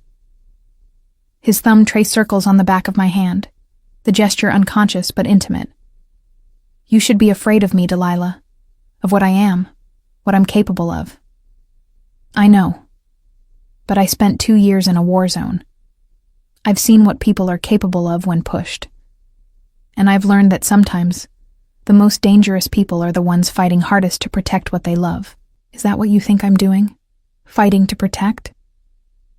I think you're fighting to survive, to keep Diana safe in a world that wants to take her from you. To honor a dead woman's memory by being the father she believed you could be. I squeezed his shoulder gently. And I think you're exhausted from carrying it all alone. Something shifted in his expression, the careful control cracking to reveal the man beneath. Tired, grieving, desperate for connection he'd denied himself for 7 years. His free hand came up to cup my face, his touch surprisingly gentle for hands that had done terrible things. I haven't been alone since you arrived, he murmured. Haven't felt this. Steady, as if some of the weight has been shared. That's what I'm here for, to help carry the load. Is it? His gray eyes searched mine. Or are you here for something else entirely? The question, and the heat in his gaze, made my breath catch. This was wrong. He was my employer. I was here for Diana, not for whatever this was building between us. Getting involved with Dominic Castellano would be catastrophic for so many reasons I couldn't even count them all. But as his thumb traced my cheekbone, as the air between us charged with possibility, I couldn't quite remember why I should pull away. A sharp knock at the door shattered the moment. Dominic's expression hardened instantly, the vulnerability disappearing behind his mask. He released me and turned toward the door. Enter. The scarred man from before, I'd learned his name was Marco, Dominic's head of security, stepped in, his expression grim. Boss, we've got a problem. The Kozlov situation just escalated. Dominic was on his feet immediately. What happened? One of our shipments was intercepted, 3 men dead, and Alexei left a message. Marco's gaze flickered to me, uncertain. Speak freely, Dominic ordered. Delilah is part of this household now. She needs to understand what we're dealing with. Marco nodded, though he looked uncomfortable. The message said, "An eye for an eye, a daughter for a daughter. We think—" He paused, choosing his words carefully. "We think Alexei is planning another attempt on Diana's life, as retaliation for Victor's daughter." My blood turned to ice. Victor Kozlov had a daughter? Dominic's expression was stone. Yes, 16 years old. She was caught in the crossfire when my men moved on Victor. Collateral damage. The clinical term didn't disguise the horror of it. A teenager, dead because of the war between these men. And now Alexei wanted Diana dead in return. The cycle of violence, perpetuating itself through the bodies of children. "Double the security on Diana," Dominic ordered. "No one enters or leaves this property without my explicit approval. And Marco, find Alexei. I want to know where he is, who he's with, what he's planning. Use every resource we have." "Already on it, boss." After Marco left, the silence in the study was oppressive. I stared at Dominic, seeing him with new clarity. This was who he really was. A man whose choices got teenagers killed, whose wars were fought with the bodies of innocents, whose world operated on principles of violence and revenge that made legal systems irrelevant. "Say it," he said quietly. "Whatever you're thinking. A 16-year-old girl is dead because of you. Yes. And now another child is being targeted because someone wants revenge. Yes. This is insane, Dominic. This cycle of violence, when does it end?" "It doesn't." His voice was flat, empty. "This is the world I live in, the world Diana was born into. I told you it was dangerous. I warned you what you were walking into." "You didn't mention dead teenagers." My voice rose despite my efforts to control it. "You didn't mention that Diana is being targeted because you killed someone else's daughter. Victor Kozlov's daughter got herself killed by being in the wrong place at the wrong time. I gave orders to minimize civilian casualties. What happened to her was tragic but unavoidable in the circumstances." "Unavoidable?" She was 16. "And if I hadn't moved on Victor when I did, dozens more would have died. He was starting a war. Delilah. Trying to take over territories through violence and intimidation. I ended him to prevent greater bloodshed." His eyes were hard now. All the vulnerability from moments ago burned away. "I won't apologize for protecting my interests and my people. Even if it means putting your own daughter at risk. Diana has been at risk since the moment she was born. That's the price of being my daughter. I've spent 7 years trying to minimize that risk, but I can't eliminate it. Not completely. Not in this world." I turned away, needing distance from him, from the casual way he discussed death and violence. This was a mistake, all of it. I should never have agreed to come here, never have let myself care about Diana, never have started developing feelings for a man whose hands were stained with blood. "If you want to leave, I'll arrange it," Dominic said behind me. "I'll pay you the full amount we agreed on, provide security to ensure you're safe, and release you from any obligation.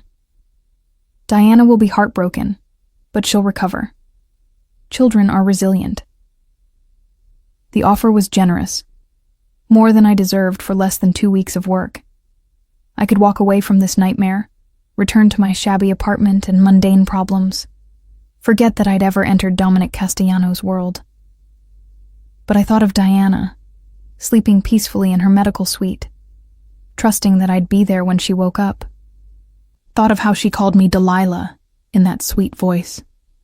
How she'd started asking me to read her bedtime stories.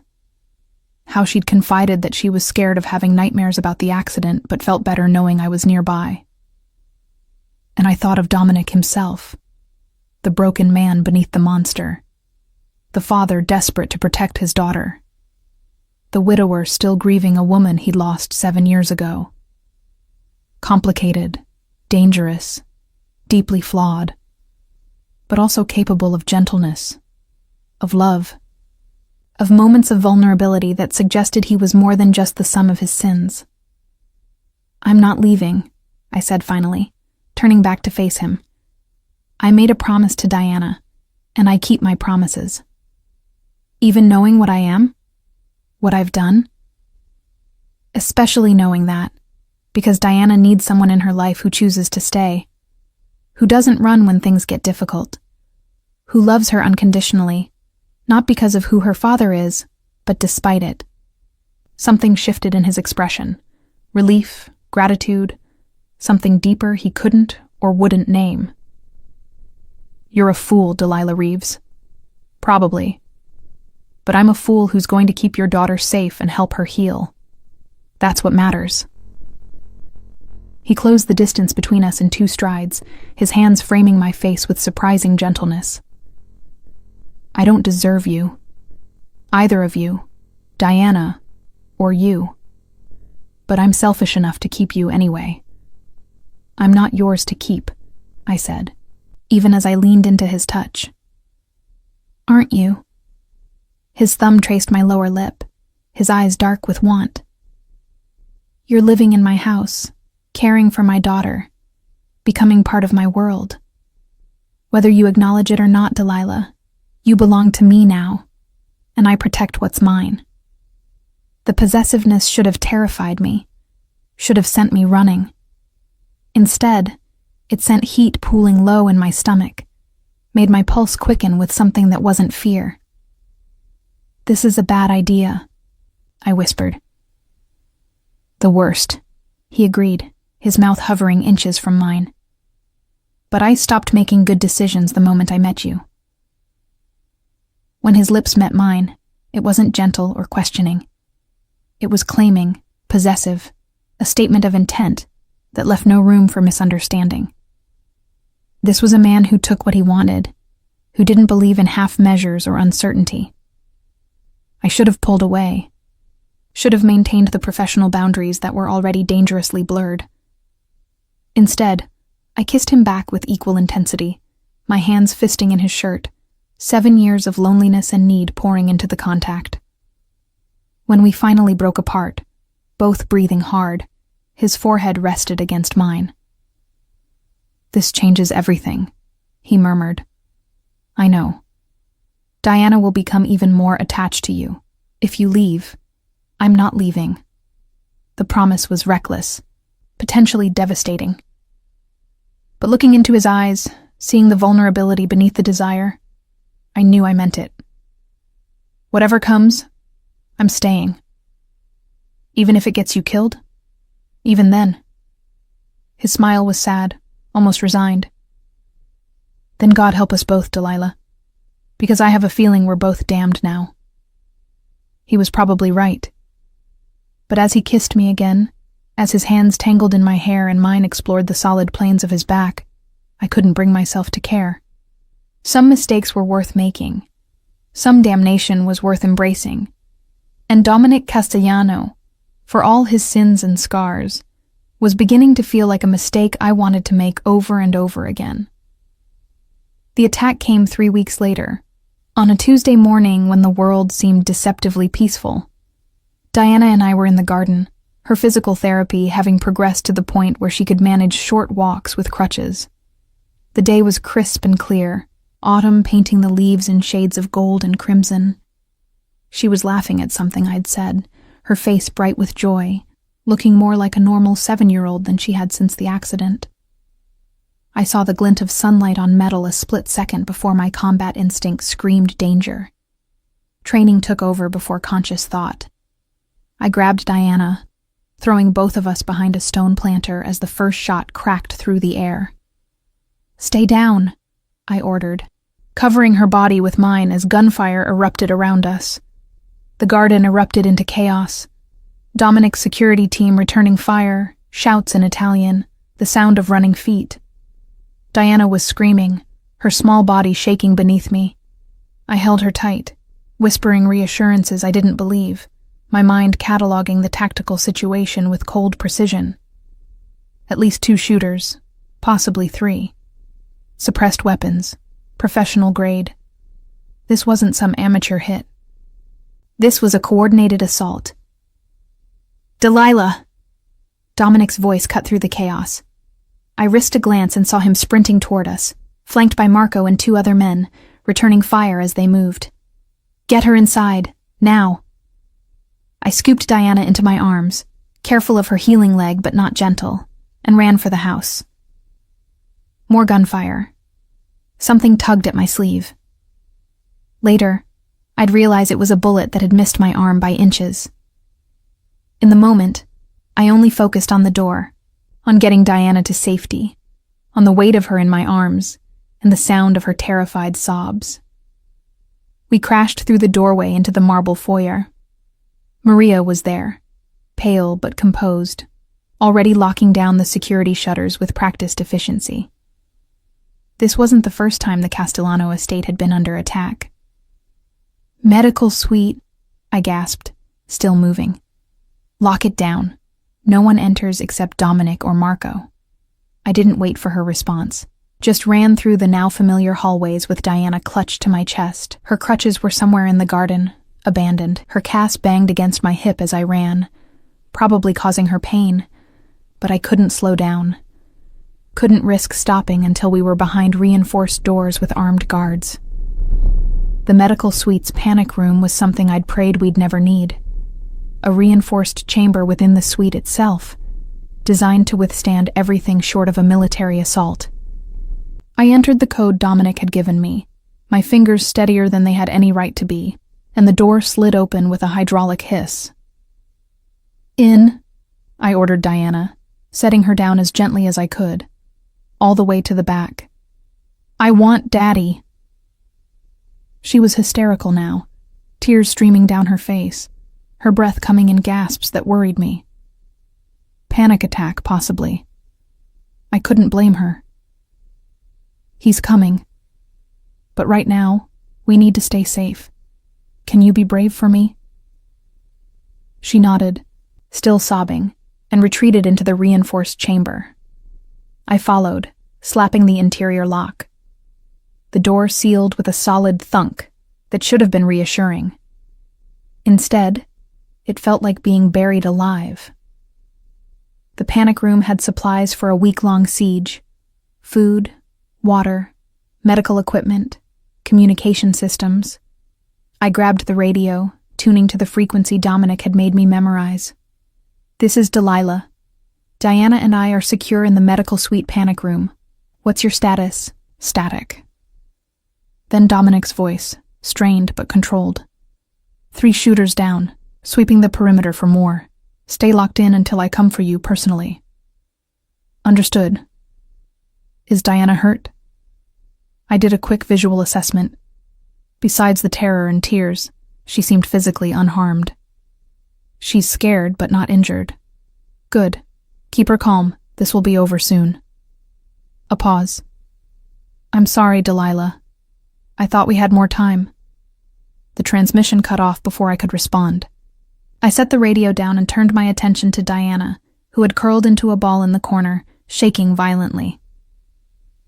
Hey, I said softly, sitting beside her. Look at me, sweetheart.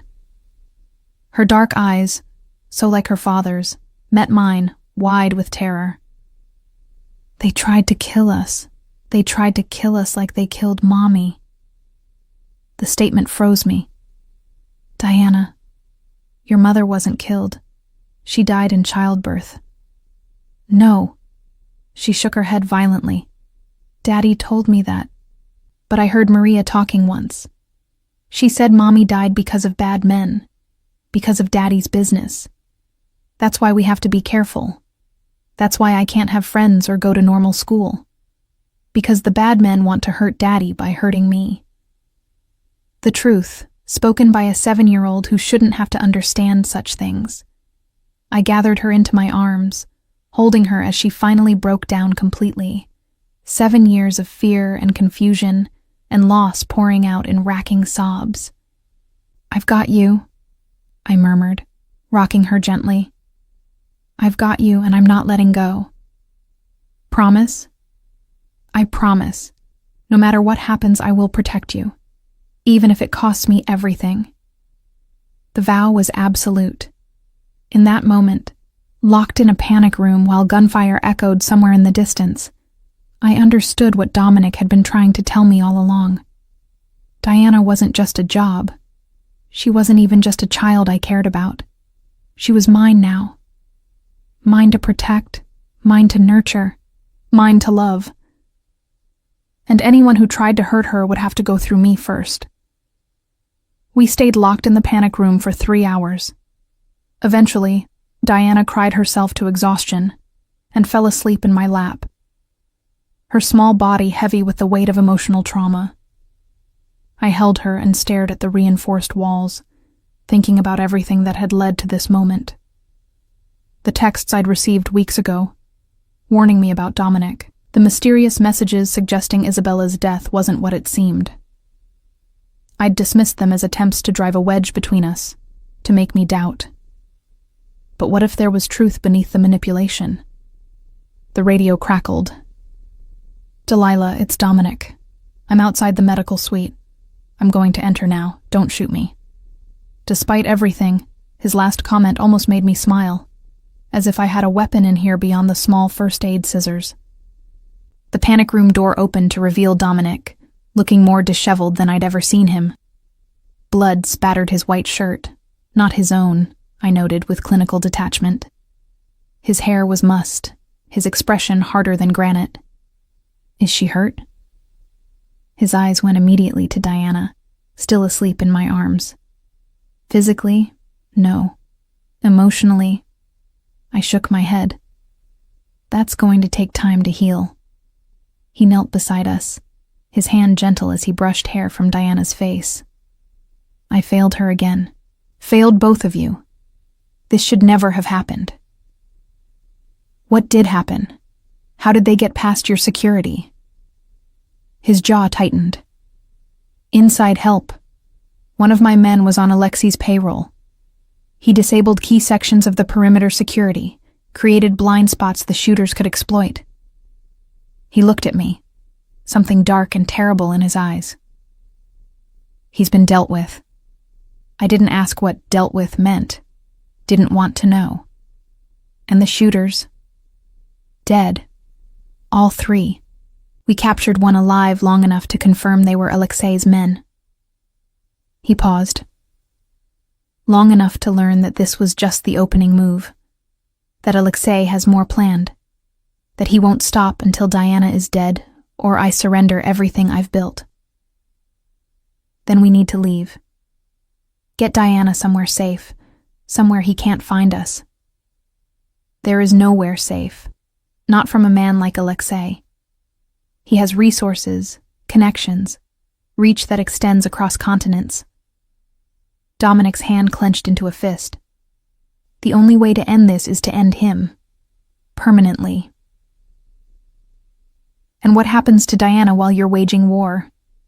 "She stays here, under maximum security, with you to protect her." "I'm not a bodyguard, Dominic. I'm a medic. I can keep her healthy, but I can't fight off professional killers." "You already did. In the garden, when you saw the threat and reacted faster than my trained security. You saved her life, Delilah. Again." He reached out, cupping my face. "You're more than a medic. You're a soldier, a protector, and Diana needs you now more than ever.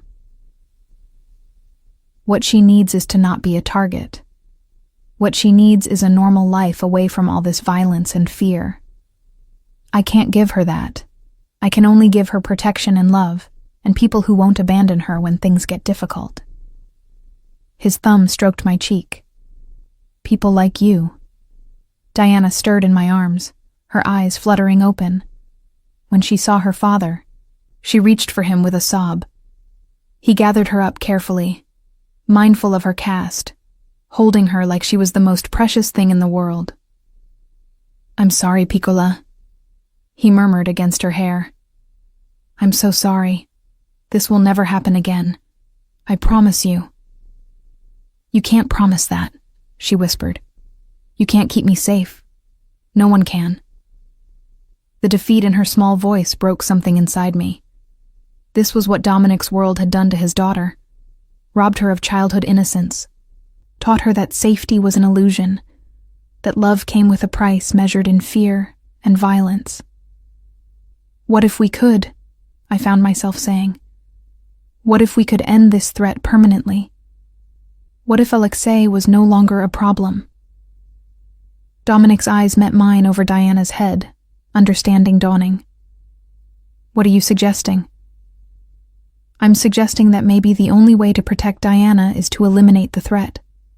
To do what needs to be done, however dark it might be. You're talking about helping me kill a man. I'm talking about protecting a child, by any means necessary. Something shifted in his expression. Respect, desire, something darker that recognized a kindred spirit. You understand what you're offering? What that would make you?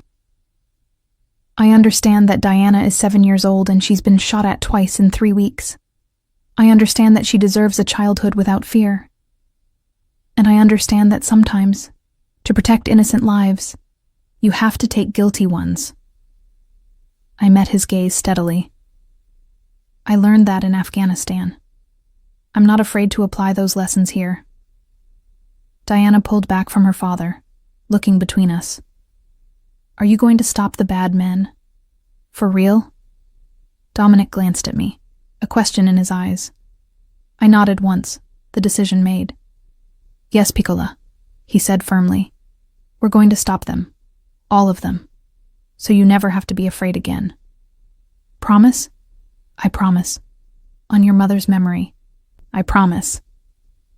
The vow was absolute, and in making it, we crossed a line I'd never thought I'd cross.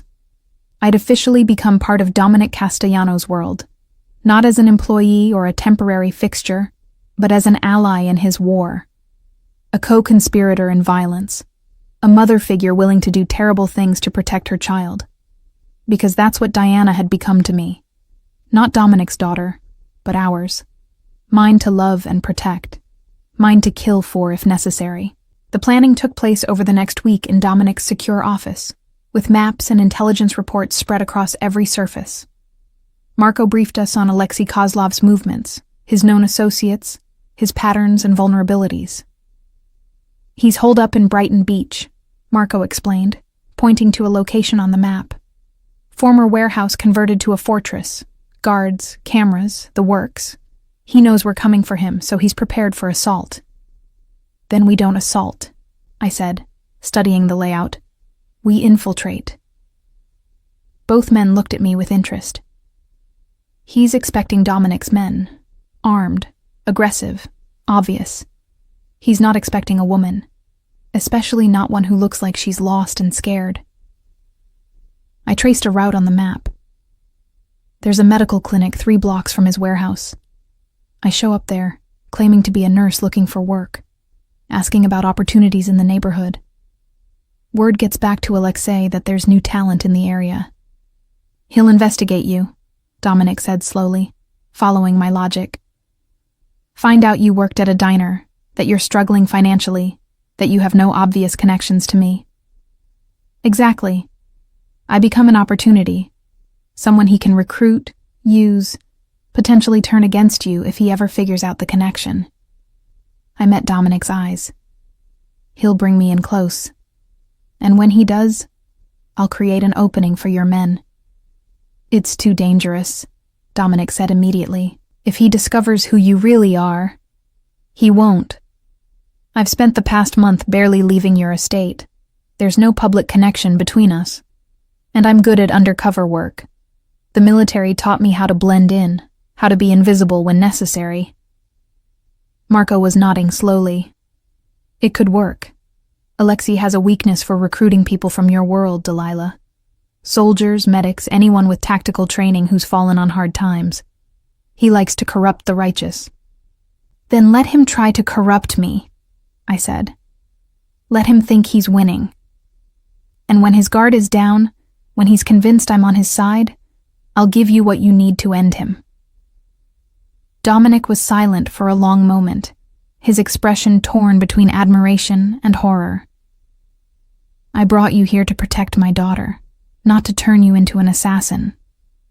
You brought me here to keep Diana safe. This is how I do that. By eliminating the threat before it eliminates her. And if something goes wrong? If Alexei kills you? Then you'll mourn me. Explain to Diana that I died protecting her, and find someone else to take care of her medical needs. I said it matter-of-factly, as if discussing the weather rather than my own death. But I won't let it go wrong. I've survived war, Dominic. I can survive this. What I didn't say was that part of me welcomed the danger. That after months of feeling useless, of serving eggs and coffee to people who never saw me, of being a victim of circumstances I couldn't control, this gave me back my power. This let me be the soldier I'd been trained to be, using my skills to protect someone I loved. Because I did love Diana. Loved her fierce spirit and her kindness, her resilience and her vulnerability. Loved how she called me Delilah in that sweet voice. How she'd started asking if I could stay forever. How she'd begun to heal not just physically but emotionally under my care. And I was falling in love with Dominic too, though I hadn't admitted it out loud. Falling for the man beneath the monster. For the father who read fairy tales and carried his daughter like she was made of glass. For the widower still grieving a woman who'd seen good in him when no one else could. This broken, dangerous family had become mine, and I would do whatever it took to keep them safe. The infiltration was set for the following week. In the meantime, Diana continued her recovery, unaware of the plans being made to protect her. She was walking better now, her cast due to come off soon. The nightmares from the garden attack were fading, replaced by the resilient optimism of childhood. When I'm better, can we go to the toy store? She asked one evening as I helped her with her exercises. The one I was trying to see when I got hurt? My chest tightened. Maybe. We'll have to see what your father says. He'll say it's too dangerous. She sighed with the weariness of someone far older. Everything is too dangerous. He just wants to keep you safe. I know. But sometimes I wish I could be like other kids. Go places without guards. Have friends come over. Not have to worry about bad men all the time. She looked at me with those wise, sad eyes. Do you think it'll ever be different? Yes, I said firmly, making a promise I intended to keep. Soon, things will be different. Better. Safer. How do you know? Because your father and I are working on it, and we don't fail when it comes to protecting you. She smiled, believing in a way only children can. I love you, Delilah. You know that, right? The words hit me like a physical blow.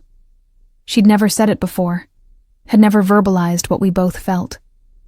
And hearing it now, on the eve of my most dangerous mission, made everything crystallize into sharp focus. I love you too, sweetheart. So much. Are you going to stay forever? Be my mom? I glanced toward the door, where I knew Dominic stood listening. We'd been dancing around this question for weeks, the three of us forming a family unit without ever discussing what it meant or where it was going. Would you like that? I asked carefully. More than anything. Her voice was small, hopeful. I know I had a mommy before, and I love her even though I don't remember her. But you're here now. And you love me, and Daddy loves you, and maybe we could be a real family. Dominic appeared in the doorway, his expression unreadable. Diana, it's time for bed. Delilah and I need to talk. After I'd tucked Diana in and read her 3 stories instead of the usual 2, I found Dominic waiting in his study. He poured 2 glasses of whiskey, handing me one without asking if I wanted it. She wants you to be her mother, he said without preamble. I heard. And what do you want? I took a long drink, letting the burn ground me. I want Diana safe. I want her to have a normal childhood. I want her to not flinch every time a car backfires or a door slams too loud. That's what you want for her. What do you want for yourself? The question hung in the air between us, heavy with implications. What did I want? A month ago, I'd wanted to survive, to make rent, to feel useful again.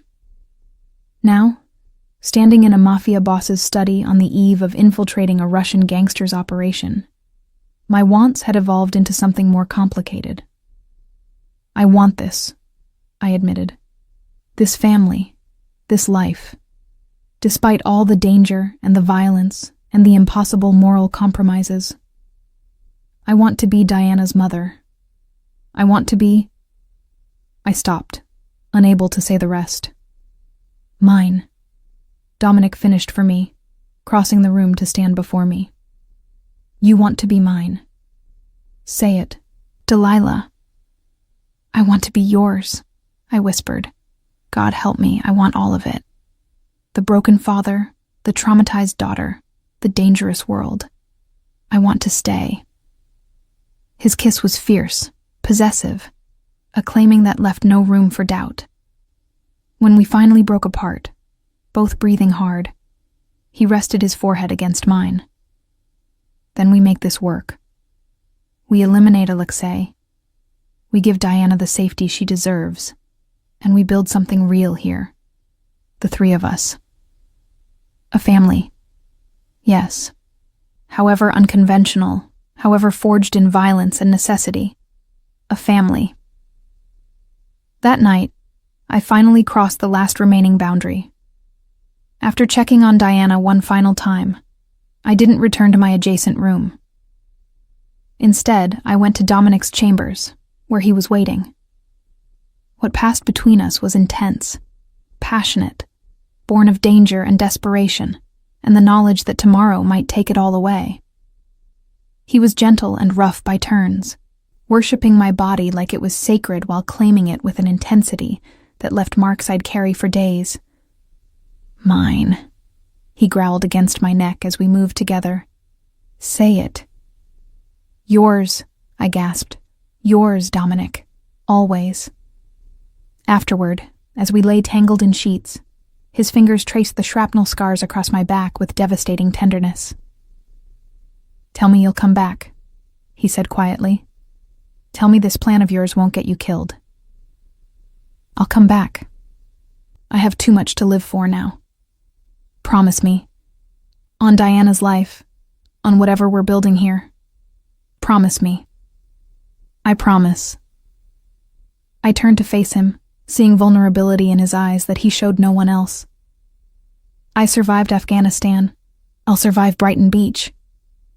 Afghanistan was war. This is personal. Alexei will torture you if he discovers the truth. Will make you beg for death. I've seen what he does to people. Then I won't let him discover the truth. I kissed him softly. Trust me, Dominic. Trust that I know what I'm doing. I do trust you. That's what terrifies me. We made love again, slower this time, savoring each touch as if it might be the last. When I finally fell asleep in his arms, I dreamed of a future where Diana could go to toy stores without fear, where Dominic could sleep without the weight of his empire crushing him, where we could be a normal family doing normal things. It was a beautiful dream, and I'd do anything to make it real. The infiltration began 3 days later.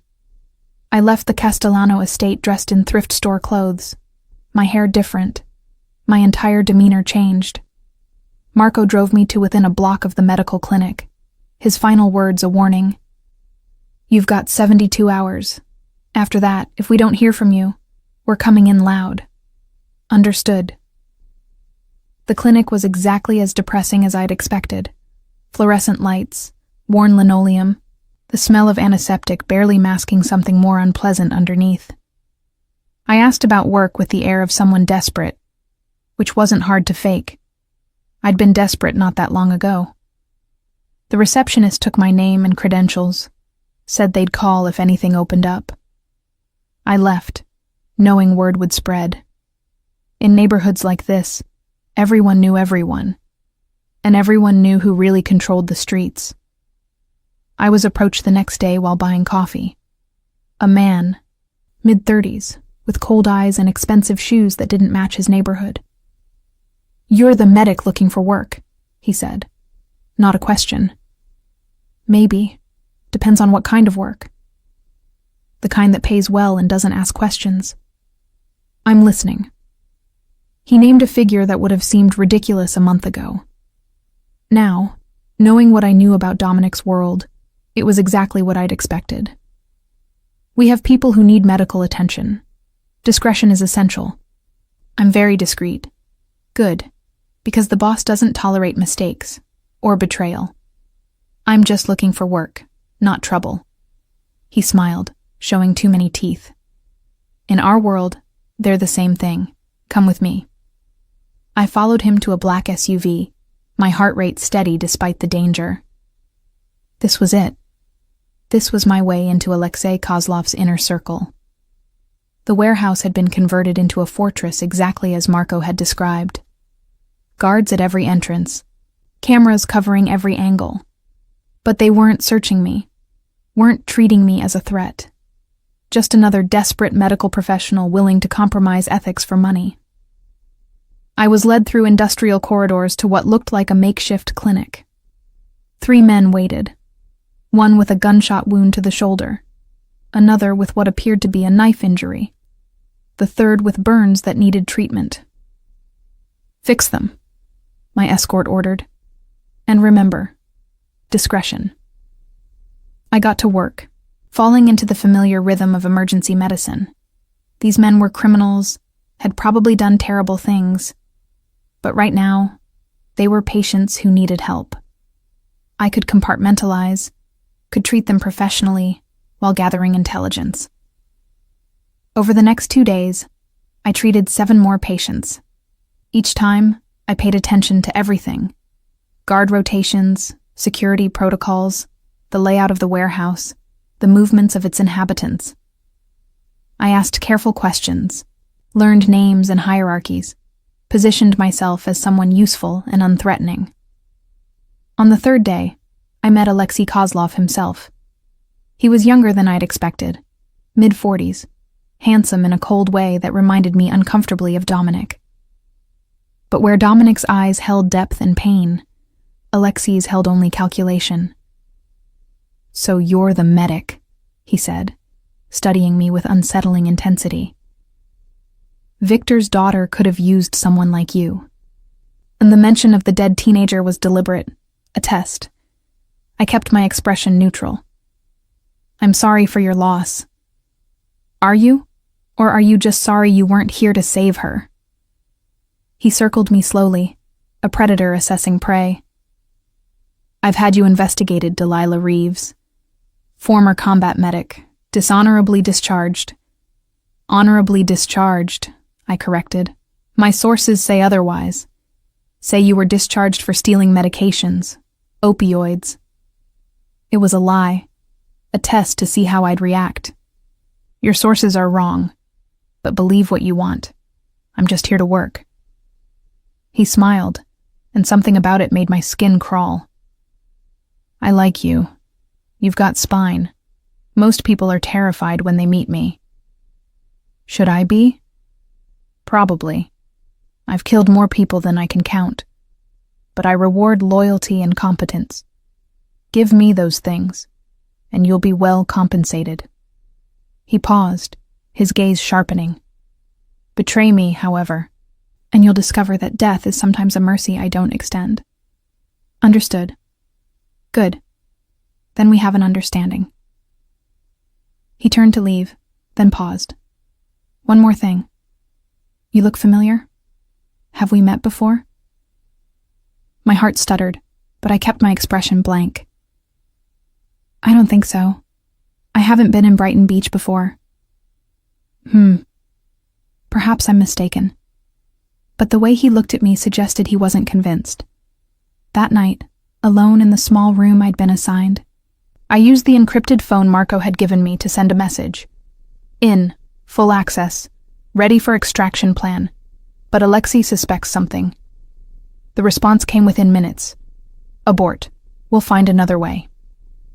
I stared at the message, weighing my options. I could leave now, return to the safety of Dominic's estate, and they'd find another way to deal with Alexei. It might take months, might take years. And in that time, Diana would continue living in fear, would continue being a target.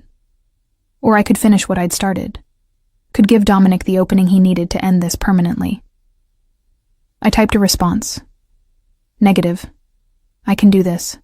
Trust me. After a long pause, be careful. Diana needs you. I need you. The next morning I approached Alexei directly. I want to make a deal. He raised an eyebrow. I'm listening. You've been at war with Dominic Castellano for months. I can help you win. His expression sharpened with interest. And why would you do that? Because I know things. About his security, his operations, his weaknesses. I worked at a restaurant where he frequently ate. I paid attention. You're offering to betray Castellano? Why? Because he never tipped, and because I'm tired of being poor while men like him live in mansions. The lie came easily, wrapped in enough truth to be believable. Alexei studied me for a long moment. If you're lying, if this is some elaborate trap, I'll kill you slowly. Do you understand? I understand, but I'm not lying. I hate Dominic Castellano, and I want to help you destroy him. The smile that crossed Alexei's face was pure evil. Then we have much to discuss. Over the next week, I fed Alexei carefully curated information, details about the Castellano estate that were true but useless, security protocols that had already been changed, patterns that no longer existed. Enough truth to establish credibility, enough misdirection to protect what mattered. And all the while, I learned everything about Alexei's operation.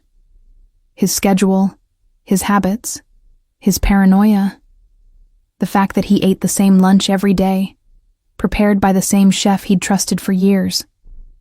The chef who could be compromised, who could be convinced that his daughter's college tuition would be paid in full if he simply added something extra to Alexei's food one day. I relayed the information to Dominic through coded messages, watched as pieces moved into place like chess pieces on a board, waited for the right moment. It came on a Tuesday, Alexei's birthday. He was celebrating with his inner circle, convinced he was untouchable, invincible. I'd been invited to the dinner as a reward for my loyalty. I watched him eat, watched the poison do its work. Not fast acting, not obvious, just enough to make him sick, to send him to his private suite, to isolate him from his guards. And that's when Dominic's men struck. The assault was precise, surgical. Marco led the team, neutralizing guards with suppressors and tranquilizers. No shots fired, no alarms raised. They moved like ghosts through the warehouse, while inside, I stood over Alexei Kozlov as he writhed in pain. Who? He gasped. You. I lied. I said simply. About hating Dominic. About everything. I'm not here for money. I'm here because you tried to kill a 7-year-old girl. And no one does that while I'm alive to stop it. Understanding dawned in his eyes, followed by rage, then fear. Castellanos? Yes, and he's here now, to finish what you started. The door opened. Dominic entered, flanked by Marco, his expression colder than I'd ever seen it. Alexei Kozlov, he said quietly. For the murder of my men, for the attempted assassination of my daughter, for the war you brought to my territory, I sentence you to death. Wait. Alexei tried to rise, but the poison had weakened him too much. Please, I'll leave. I'll go back to Russia. You'll never... You killed Victor's daughter, Dominic interrupted. And you tried to kill mine.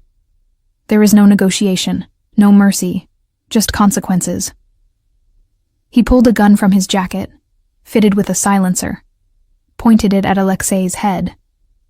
I should have looked away, should have granted the man some dignity in his final moment. Instead, I watched, witnessed, because this was the price of protecting Diana. This was the darkness I'd agreed to embrace. The shot was nearly silent. Alexei Kozlov slumped forward, dead before he hit the ground. "It's done," Dominic said, his voice empty. "Finally, it's done." We left the warehouse as we'd entered, silently, efficiently, like we'd never been there.